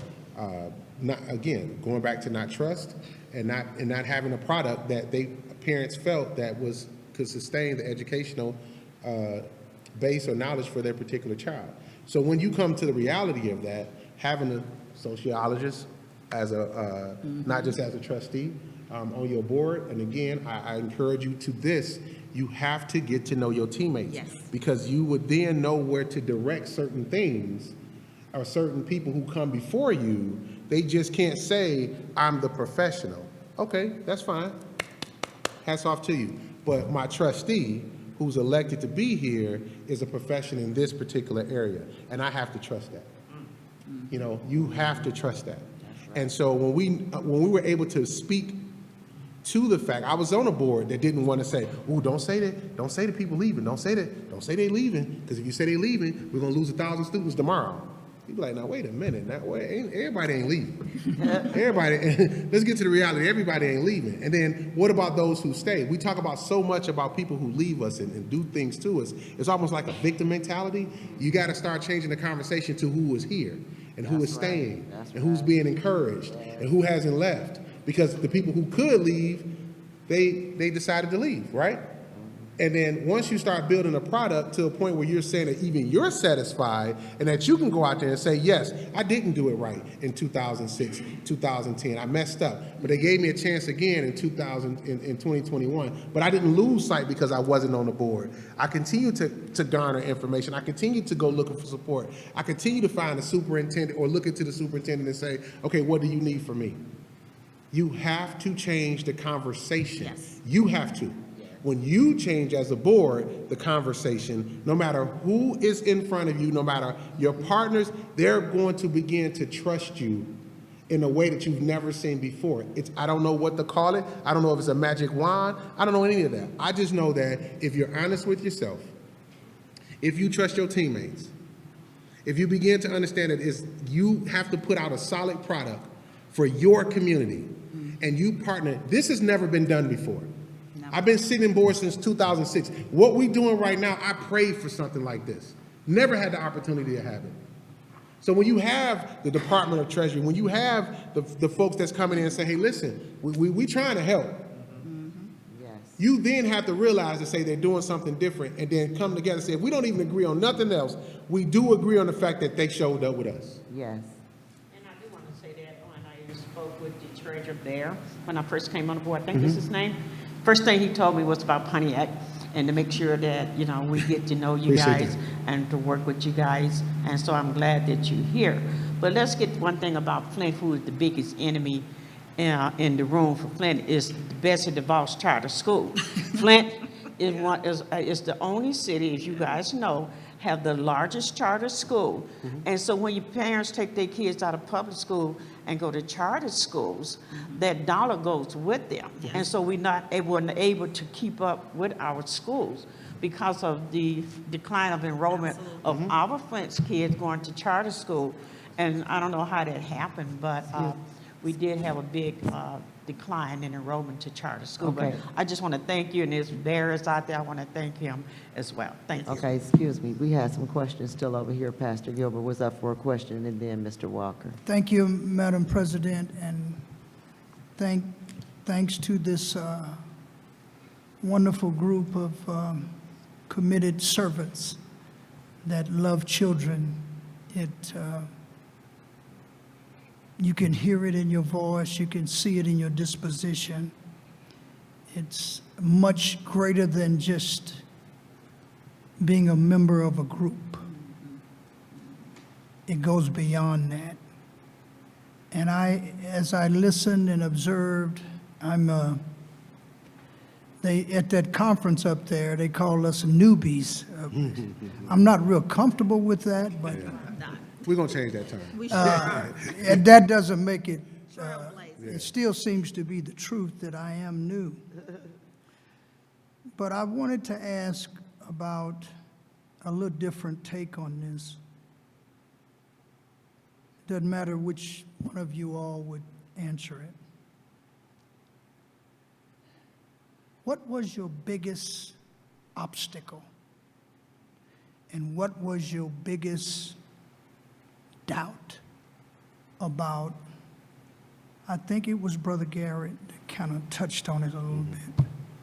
Once you got there, once you actually saw the heavy lifting that had to be done, and now you realize you the man or you the woman. I'm glad you asked. I was scared out of my mind. I did not know that education was a business. I did not know that there were specific systems designed for myself, and I can only use me as an example, to fail. I did not know that there was people who woke up just like me, looked themselves, got dressed in the morning to say, you can't win. And I'm talking about as a grown man, elected official, this is day one. And then I'm looking across the table and I'm looking around the room, and I don't see the same hope that I saw when I wasn't sitting there to get me to come there. And when it's you, so now I get to say something personal, Pastor Gilbert, is that they may have taken God or talking about God out of the schools. Yes, sir. But in our community is where we thrive in knowing who God is. Yes, that's right. So it's not without getting up. I got rid of the whole name it and claim it. If he just do it for me and I just sit back and watch, I began to understand that I'm it. And I began to take that personal. So in my makeup of who I am the poster child of he ain't gonna make it, his kids, his daddy on drugs, mama on drugs, he done sold dope, he done committed suicide, he done tried to commit suicide, he done walked away from everything, and now at 21, 22 years old, he become the police. After being beat up by the police. So when you start to you personally look at yourself, and you hold yourself to a higher standard, and you say, if God did this for me, and he put me here in this situation, I could have been in California. You don't think I wish and woke up, I wanted to be in the California school district where they got millions of dollars just throwing up buildings? But he chose for me to be here. So the doubt that I felt on that first day, the nervousness that I felt on that first day, is the same confidence that I speak to you today with, knowing what God used me to do in my space and peace on this team to get our kids so I can look at them when I'm handing that diploma now. Because I wasn't always handing that diploma very proudly. Now I can hand them that diploma and say, you ready? And if you not, we still gonna get you ready. Because we got partnerships that believe in you just as much as we do. That's right. So that was my personal why, my nervousness, and why I can sit here in front of you and say, oh, we gonna do it. We even more. Just wait a minute. We'll got more packets coming. We got more stuff coming. Thank you. All right, Mr. Walker.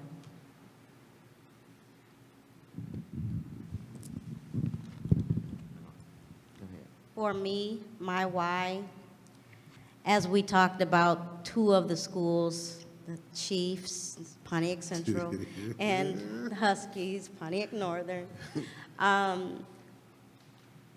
substituted in the build. I was a sub for about 8 years, bounced around, and Pontiac High was actually my last stop, the last place that I was a substitute.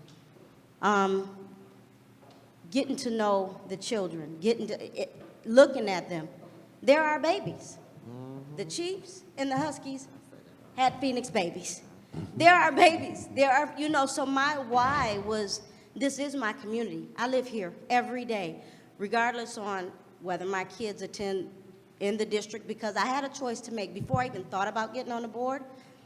My boys, 2 of my children go in a different district, and I have children still in the district, my bonus babies, but they needed a voice. They needed someone to say, you know, I'm in this with you. Because before a lot of the things started coming right side, being in that building as a substitute teacher, still as a parent, is like, they don't deserve this. Well, why is this happening? And how? I can't expect anybody to stand in the gap, and I can't expect anybody to fight for my community. I can't put it off on someone else. I have to say, you know what, this is where I come from. Because when, at the end of the day, when people look at Pontiac, they may see a Chief or a Husky, but at the end of the day, they see Pontiac when they see me.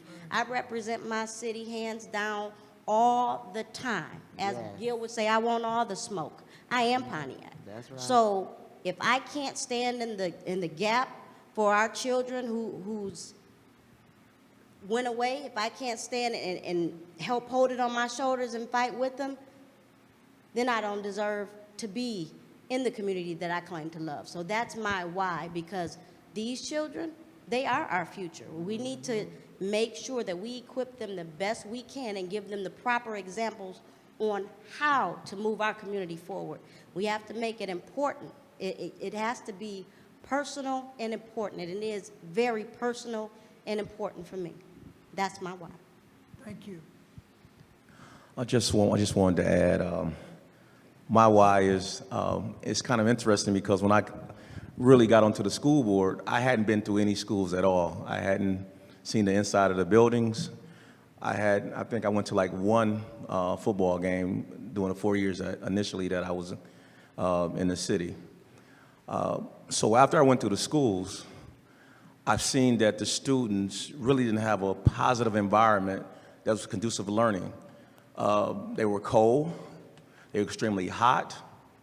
You can see the painting coming off the walls in some of the buildings. And honestly, I did not know the situation was this big from outside looking in. And when the senior trustees asked me to lead the millage push, I really didn't know how to lead a millage push. I didn't know anything.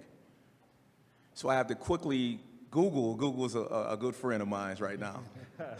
Because I had to quickly learn to accomplish this particular task, because I come to the board, graduate of the University of Michigan, Flint, graduate of Wayne State University. So I come to the board already with an academic resume, and I also teach sociology. So and they was actually testing me, basically saying, okay, he's talking during the election, he acts like he know everything that he wants to do, and actually I didn't.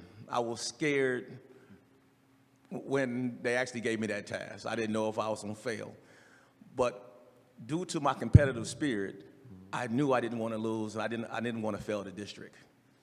So I told myself, as well as anybody I came in contact, let's not be on the wrong side of history.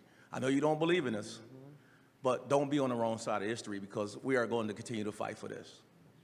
And to this day, as I talk to other elected officials, they remember, you told us, don't be on the wrong side of history. And I was very persuasive with that argument. And I really didn't know what I was doing. I learned as I went. Initially, I had long meetings. I didn't have no agenda. I let people argue for hours. And after I learned that mistake, I only had working meetings. If you came to a meeting, you was going to work. You was going to get on the phone. You was going to go out and knock on some doors. We wasn't going to sit there for 3 hours arguing about things that we couldn't control anymore. And I learned that doing this process. So for me, I really, really wanted to make sure that we help the children in our districts. Thank you. Thank you. Yeah. Okay, we're good. All right. I'll just echo everyone's sentiment in terms of thanking all of you for coming today. As a millennial and, board president, hearing your message about being 31, I was appointed at 33 in January in the midst of the pandemic.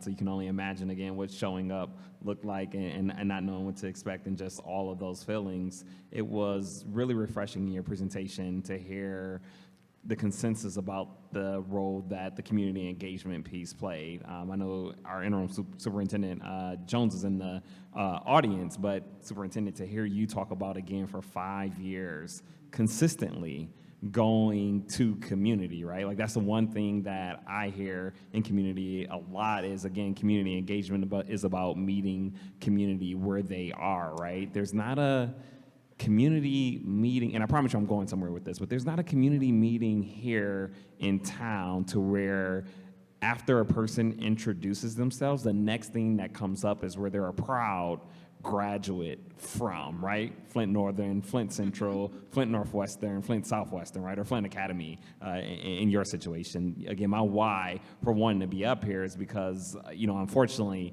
I didn't get that same experience. Went to Flint schools K-8, Carmen, which is in the suburbs, for high school, right? And again, Trustee Marone mentioned, again, the outsourcing of our students to other school districts. So seeing how do we reverse that is definitely one of the reasons why I wanted to be at this table, again, as a millennial, to talk about what we can do in working with my colleagues to hopefully gain that trust back, again, by engaging with community. But I say all of that to say, the one thing that we all have experienced as it relates to similarities is, unfortunately, we went through this pandemic, right? And the pandemic has shown the spotlight for what we've known far too often, right, in terms of the disproportionate impact that our education system has had on Black and brown students. So, what we constantly hear is that, and I asked a question earlier about the ESSER dollars, right? I'm living in that world a little bit with a number of my board members as it relates to how do we approach this, once in a lifetime opportunity is what it's been called in terms of reimagining our school district. And we're embarking upon those conversations with community to figure out what does that look like. How has your approach been with, again, deciding how you all will allocate those dollars, but also that community engagement piece? Can I take this? Oh, yeah, go ahead. That's a great question, and we are navigating through it with our ESSER 2 and ESSER 3. We wanted to enlist as many stakeholders as possible, so we're choosing the survey option to send a survey out to our community to find out what their ideals are as it relates to the ESSER, because we get more participation through the survey side. We do have an educational town hall actually tomorrow, where that is one of the questions as it relates to what our plans are. The one thing that I do want to lift is these are one-time dollars, and you want to get this right. You want to either offset some of your general fund legacy debt, and they've tightened those rules up a little bit, so it's a little harder, but you have to be creative in how you're going to navigate through these one-time dollars. And then you want to go back to those no-nos with budgeting. That is going to drive your decision-making around how you can use these dollars to push in as resources in the classroom that will last for the next 30 years or impact Flint community for the next at least 10 years. So we're looking at dollars that we can use for early childhood center, depending on how much you all get. Programs that will bring students back, such as those career pathways. Imagine a wing that you can dedicate or renovate in an area just for career and skills trades that will push back into businesses in the community, and that would make your community businesses say, we need your high school children, and you have put in prerequisites in this pathway to hire in those students. So those are the courageous conversations where you talk to your businesses and get them on board, and then they may even invest in saying, I want to bring in some machinery, like they did for us with the NOF career program, and they will pay for that to get your students trained and moved into those career pathways.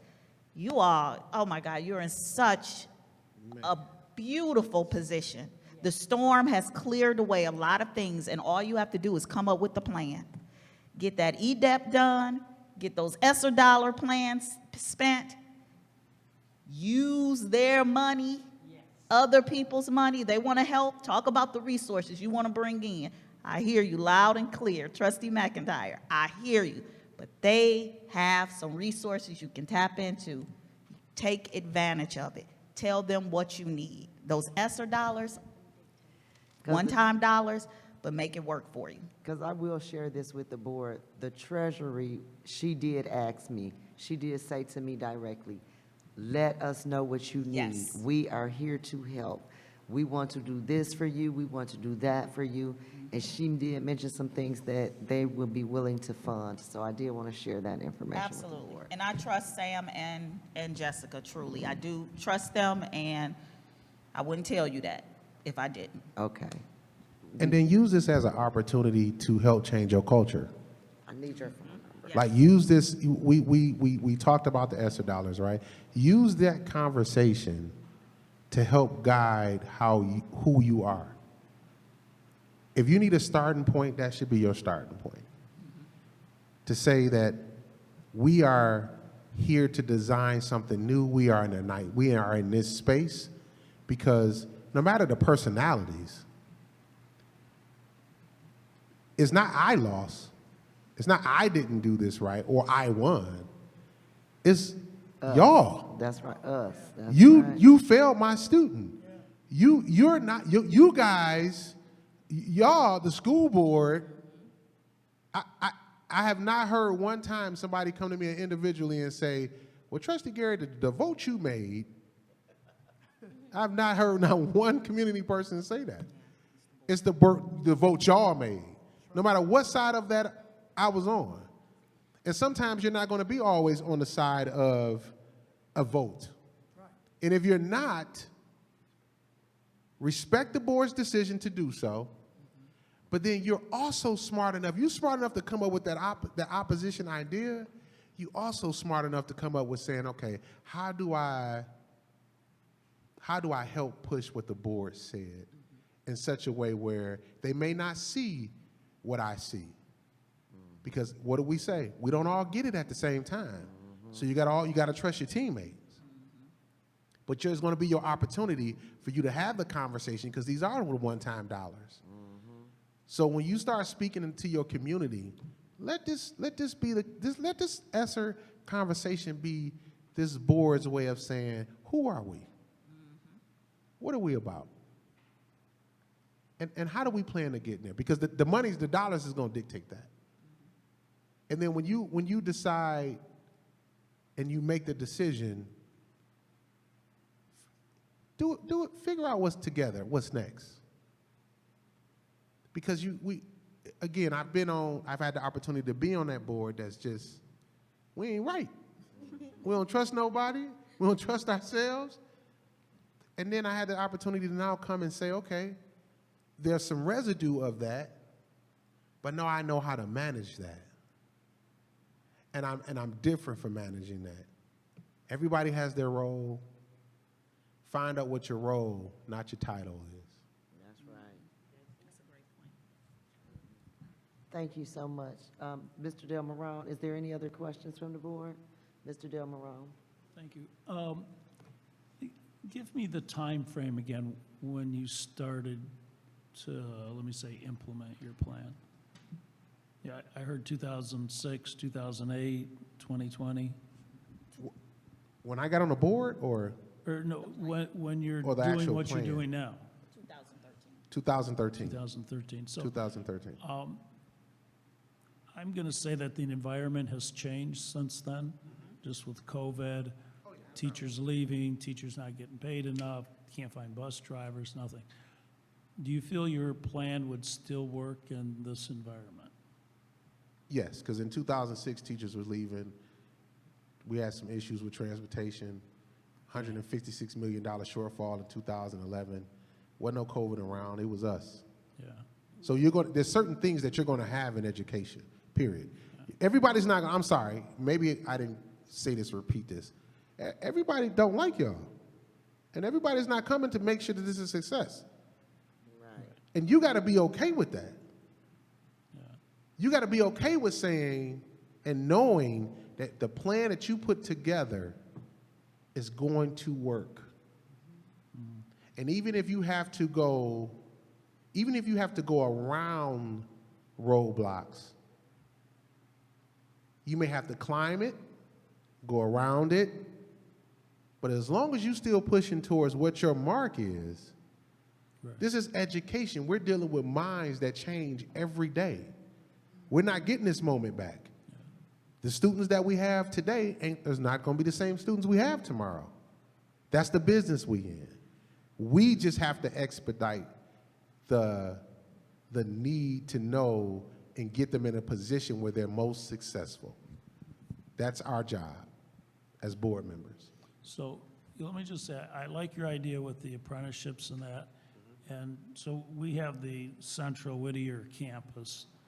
And, you know, my thought on that, or any school, is that as colleges come to recruit athletes, we want colleges, or I want colleges, businesses to come to recruit the students because of their academic performance. And that happens, you know, a little bit, but most often, you know, students are sending out 20 resumes hoping to get selected to one of their top 3. I just foresee that as a goal to try to attain, where you're operating the best high school, I'll say, in the country, because you've reached out to those partners, those businesses, you know, and charity groups, the military, whatever. But thank you for being here today.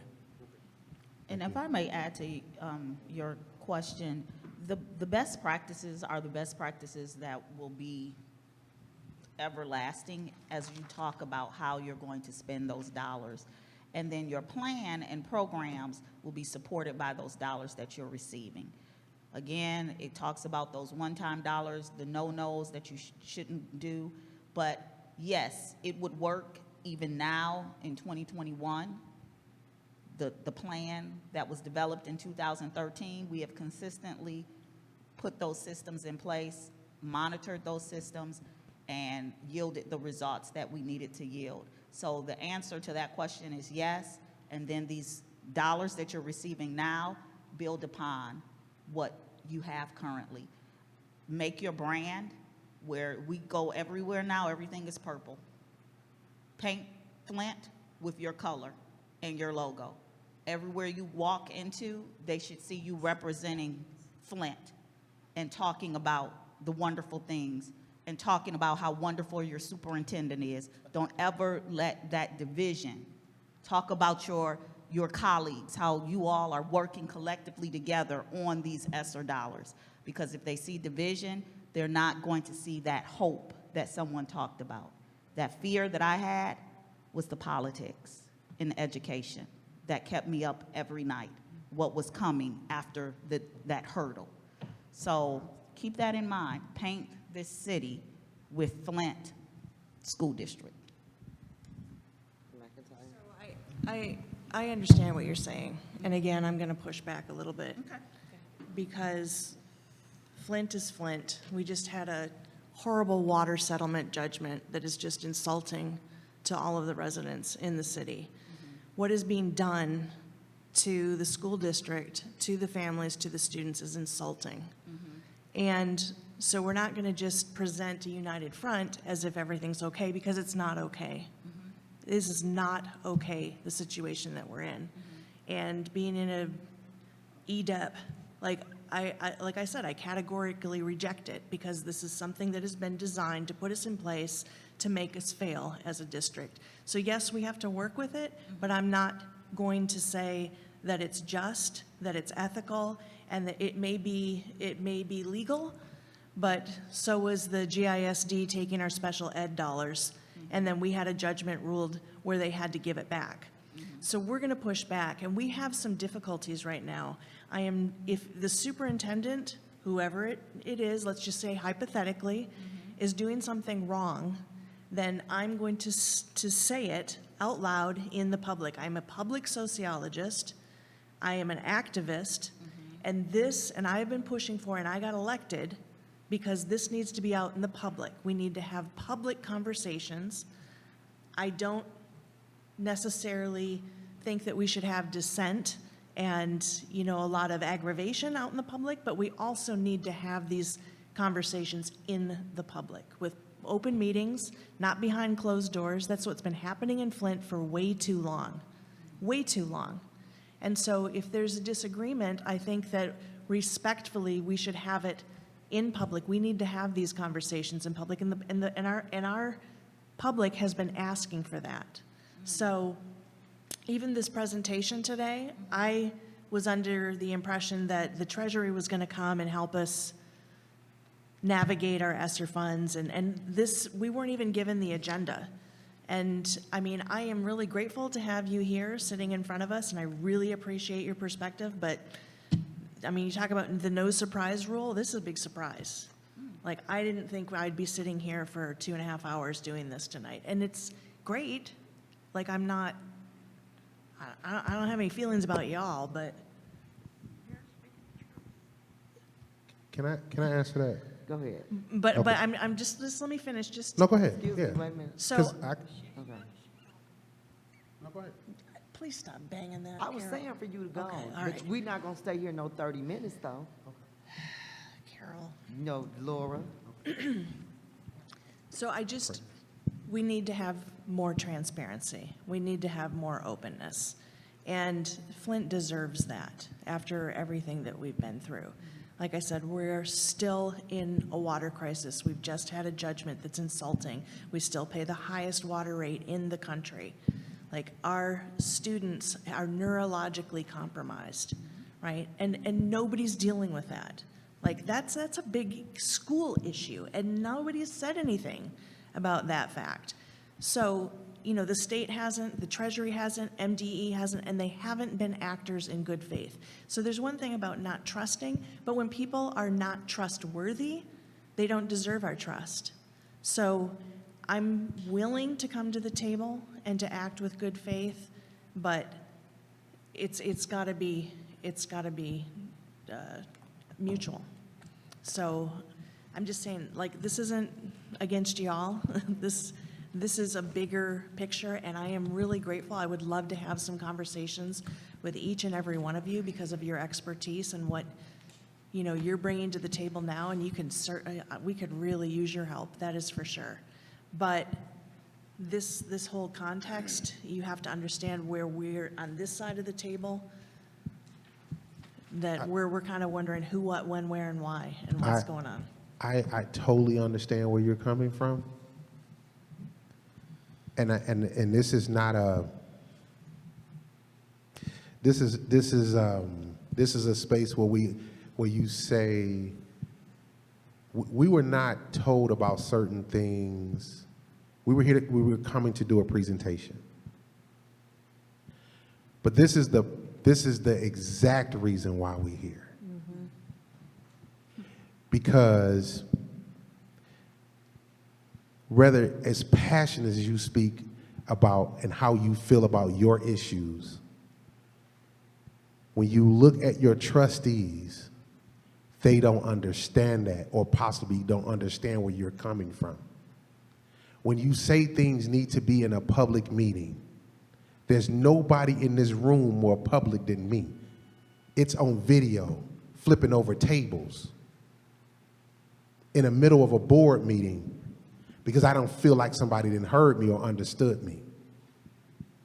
We understand clearly what we're facing in all of our communities. It's not just to say that it's just not happening in Flint, but in all of our communities. But our goal for the Board of Education is to make sure that we produce a product that our kids, the future, the ones that haven't graduated yet, that cannot vote yet, that they have an opportunity to live a life that they so choose. And the difficult part about that is we can scream about our own individual battles. We can put this all in an individual silo. But you will trust me when I tell you, again, this is not our last time for us seeing us. Now, you may not want us when we come, but this is not our last time showing up. This is not about Treasury. Treasury put it in our hands when we brought these presentations.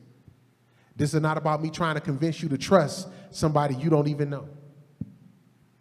But I'm obligated to come here and tell you that if you are not good teammates, if you do not understand that it is a rules and there are things that we have to, that deficit elimination plan, that is a law. Whether we like it or not, you have to do it. So, do the deficit elimination plan. But you gotta communicate your own individual ideas, and the only way that you can do that, it's not out here, because they already know we messed up. They already understand the fact that there's some confusion. They know that. That's why they elected you. Because your voice for the people that you speak to is louder in saying, hey, we want you here to do this. But once you get to this dais, once you get to this table, it will behoove you. And trust me when I tell you this. Create your ideas in such a package that you reach out to your individual board members, because these are the ones that you're going to have a vote for, or to be able to see things in your way. And nobody likes surprises. Nobody likes to not know. Take this moment and this time that we had today and figure out who you want to be.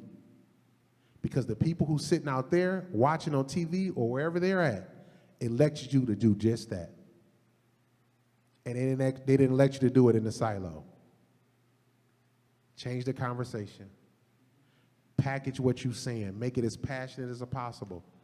But that's something I'm going to tell you right now, and I'm going to leave you my number. We're going to talk. Your state reps need to get involved. There's other people that you need to team up with to make sure that what you're saying and what you're trying to get across, that they're speaking across the diocese where those decisions are really being made at. But here, they're not. Your individual silos are not made here. So I'm going to let the superintendent have the last words. I told you I'm coming back. I'm bringing one. We know he in Flint, so he's going to come. And we'll maybe be glad Shaquana to will bring out, we're going to bring some desserts for Shaquana because we didn't kind of hold night. But go ahead, Shaquana. I'm sorry. Go ahead. Here you go, Sue. So, remember I told you I'm really still in the community. I'm really not a politician. So what I do know is they look at us closely. And a lot of people, especially the retirees, they don't have anything to do, so we are their television. And they like to see division. And so for us, we have committees that we do most of our work in. We get most of our work done in our committees and in our governance meeting. And we come together, and that's where we battle it out between the 7 of us, and we come to an agreement, and our president lets the community know what we want to do. But it does not look good when I can sit here for the first time meeting everybody and know who's divided. There should be no division, and that's the reason why our board works so well together now, is because we, for the most of us, we come together as one, and we each are different individuals, totally different people, and each one of you guys are totally different people that bring something special to this board that can give to each one of these kids and to this city. And so my belief is that you guys talk amongst each other and try to come with the best solution and common ground that you can before you come out in public, because it doesn't look good when you're divided. a lot of people like to see drama, but it makes you look dysfunctional. If you remember looking at our packet, the people prior to us, they called them dysfunctional. And that was one of the reasons why we were in a deficit, because they were dysfunctional.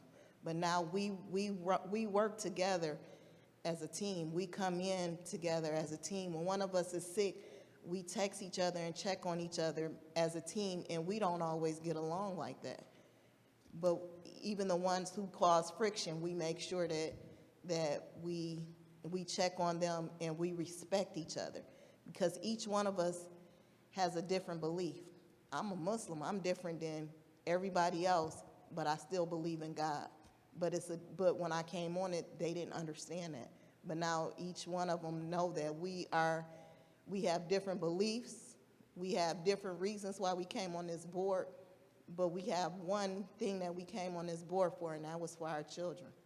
So we fight together for that one cause. So you have to come together for that one cause. So you should have those committees where you guys meet up and talk about, your things, and then in your governance meeting, you come together and say, well, this is what we're gonna do.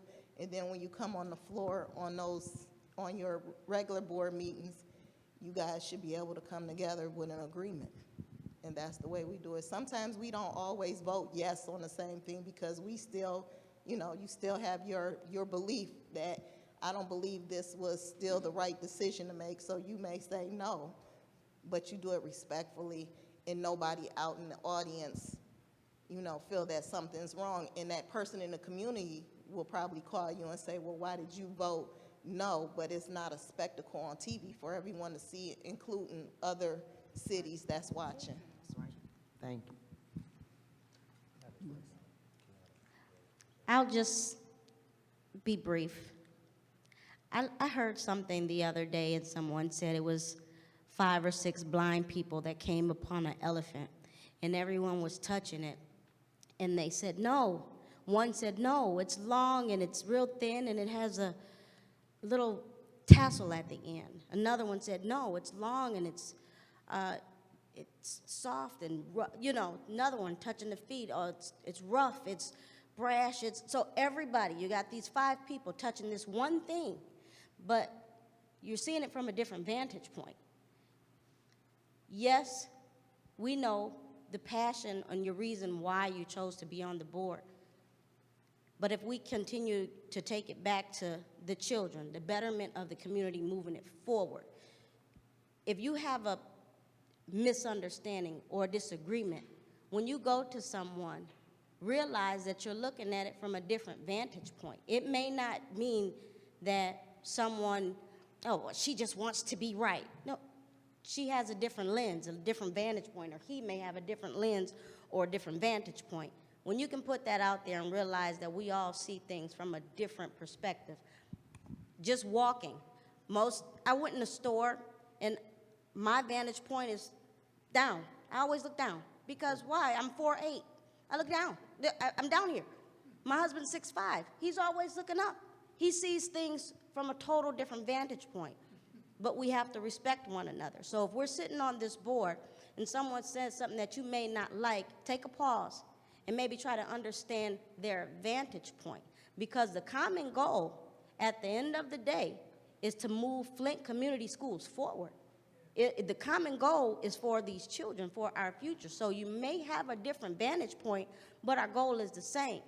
Maybe think of a goal. Think of your personal goal so that collectively together can all push them forward, because the goal is betterment of the community and the betterment of our children. All right, we're going to close out, but I do want to thank each and every one of you for affording us this opportunity. And I will say, we all have a fight in us and a passion that we want to drive.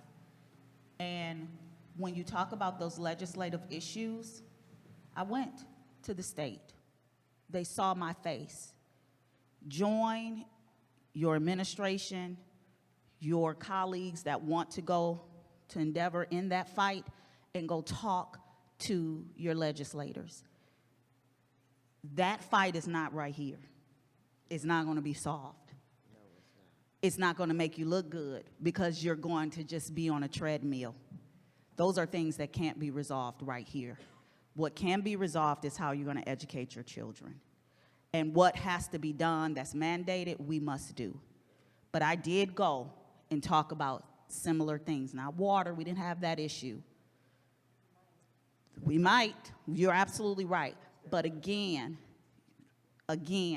those are things that we have to go to Lansing, sit down and discuss. I had many meetings talking to my legislators, and that's where that fight takes place.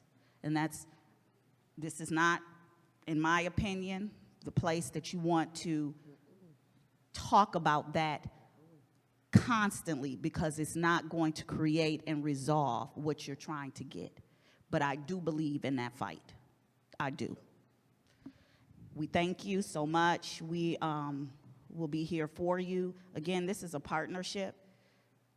Yes, we were asked to come and tell our story, and I hope you did garner something from it.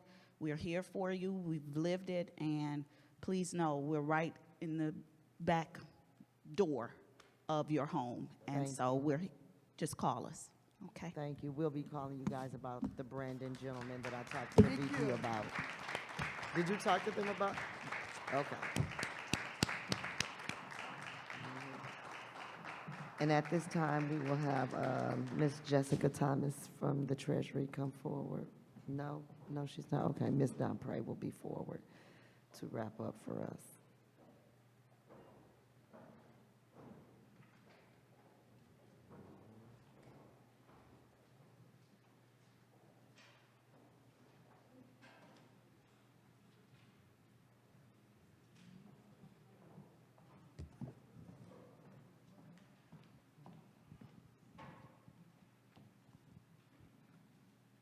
So is this mic on? I'm sorry. So again, as we were talking about tools and resources, that's what it's all about. If we talk about a takeaway, is what can the state do to support the district in your endeavors? What do we need to do to help you all in your journey? One of the things that we have talked about quite a bit is data. One of the things I'm sure y'all learned when y'all were at the training is that the goal is to make data-based decisions. And we recognize that you have different things on the operational side, and it's not just Flint, it's across the state. Sometimes it's difficult to get that data and that information, and some of the stuff that we want to do is to make sure that we are giving you guys the information to make good decisions for your scholars. And that's the takeaway. If that's partnering and making connections between individuals, your partnerships, if that's providing technical support so that they can do a study to assess some of the things that you're questioning, that's what our role is, and that's what we are committing to Flint Community Schools. So we appreciate, again, your time. We do hope that later on, you guys are going to come together. You're going to talk about that plan, how you're going to spend your ESSER, come together, figure out what that strategy is. We're saying that this is on you. We are not here to tell you. These are your scholars. This is your community. And the goal is that we will equip you so that you can make the decisions that's best for your community. So we do appreciate that. Can you help us with a forensic audit and maybe cover that cost? Possibly. That's something that we would have to discuss. At one of the things that we do, we have a program and/or a process at which we go about that. With regard to the technical support that we're looking at, again, we look at the whole. We want agreement. It's not, one-off. We want it to align with the strategic plan. We want it to be something that is going to help you guys to make database decisions. So I can't say yes or no, but there is a process that we take at which there's an application that's done, at which the administration is aware of, at which they'll say, hey, we have this idea. These are some of our concerns. Is this an area at which you can assist us?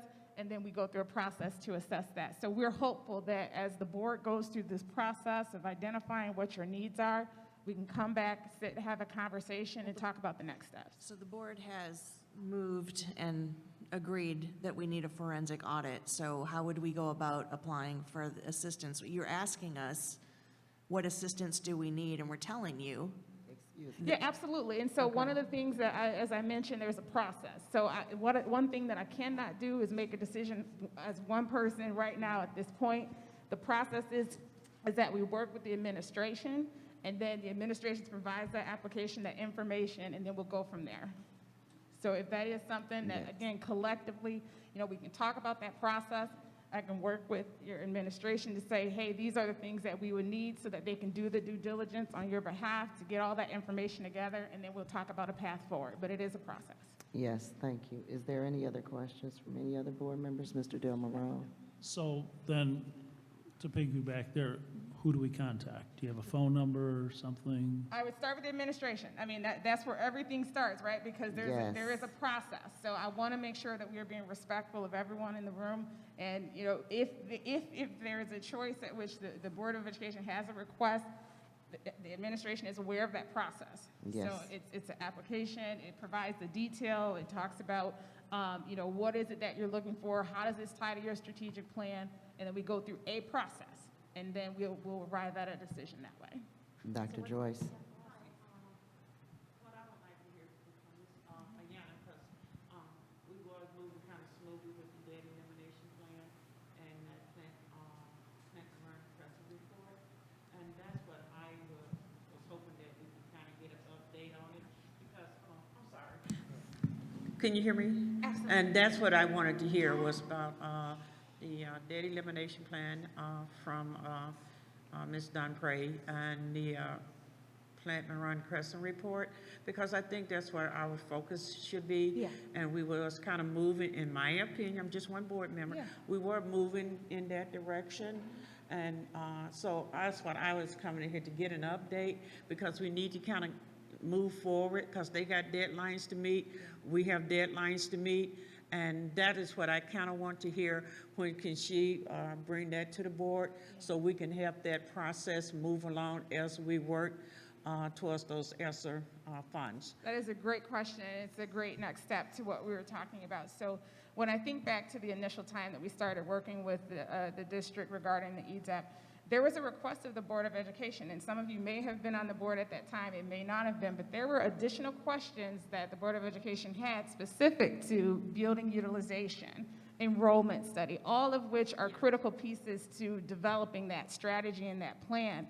And so what the department did was we took and identified some individuals and partners that we've talked about before to gather that data, to do a study to assess that. Most recently, as you guys understand, we had enrollment count day in October, right? As everyone talks about, enrollment drives the numbers. And so now that enrollment has been adjusted, now they're going to go back, revise that building utilization so that now it's relevant. And so one of the questions that we have discussed is that timeline, which is what we're kind of talking about today. Today was the first step. This is the first time that many of you have even, met us, understood the role that we play, and even why we're, what that looks like. So right now we're in a position where we wanted to get a level playing field so you guys can even understand who we are. Now the next step, and this is based upon what direction that the Board of Education would like to take, is that the next phase of that is to present that building utilization study with the updated enrollment numbers, help you guys understand what's happening, a capital improvement plan, which buildings need to have improvements, how much does it cost to improve those, how does that factor in the EDEP? So the next phase of this process, for lack of better words, is that we are asking that maybe a second meeting in the month of December to actually go over that data in great detail. I think Ayanna and the team has been working on that, very, literally a lot of time has already been put into that process, but it's the Board of Education's plan. It's not the administration's plan, it's the Board of Education's plan. So the goal is that you guys will then be presented with the data and the information based upon the previous requests that we received. That should be presented in the December timeframe, and then from there you can go through a place and/or a process to either adopt that, that plan that you guys are pulling together. So I'm asking, ideally, in an ideal world, we'll have another meeting in December from your administration that will provide the details of the EDEP in the same way that it was done in prior years. Do you know the date on Actually, I will work with Interim Kaplan. Superintendent Jones regarding that, because again, we're here to fit into your schedule and your timeline. But ideally, we would like to see that in December, because then that will give Ayanna some time to really get that budget amendment that was just talked about, that timeline. So this will give them time also to make adjustments, and then maybe looking at that approving of that ESAP in that January, February timeframe. Thank you. Is there any other questions? Any other questions? Go ahead, Ms. McNeil.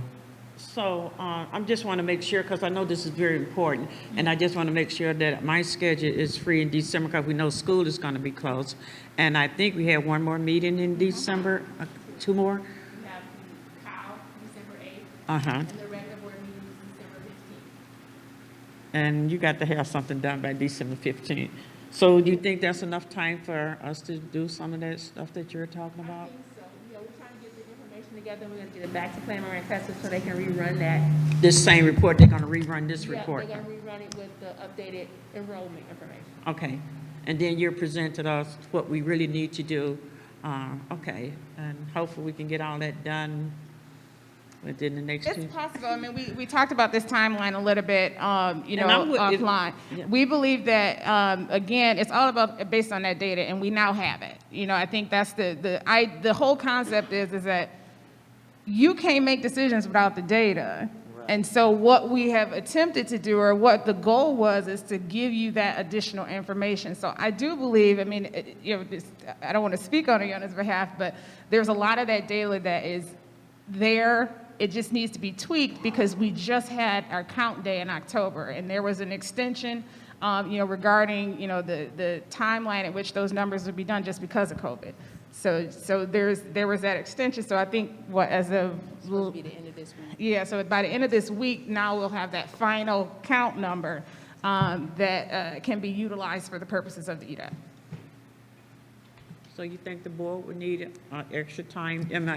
Give up a day between that time? I'm willing to, if you need that extra meeting or something like that, and maybe working with the financial consultant, so we can make sure we have everything we need. And if the board don't mind, we might have to squeeze in an extra day for a meeting, because this is so crucial right about now. I know we only have 2, but I just don't see how we can do that in 2, as long as it's before Christmas holidays. I mean, and I'll work at the leisure of, the administration as far as scheduling and working with you all on that time frame. So we will be flexible, with regard to that. But I believe that what I'm hearing is that it's doable in December. I believe it's doable in December, but I don't want to narrow a date down right Right. now without speaking with cabinet Okay. and you all deciding if that works for you. Thank you so much. Is there any other questions from any other board members? Okay, at this time, thank you so much, Mayor, for accompanying us. Thank you, guys. For Thank you again. coming before us, and thank you, Ms. Don Prey, we appreciate it. Okay, at this time,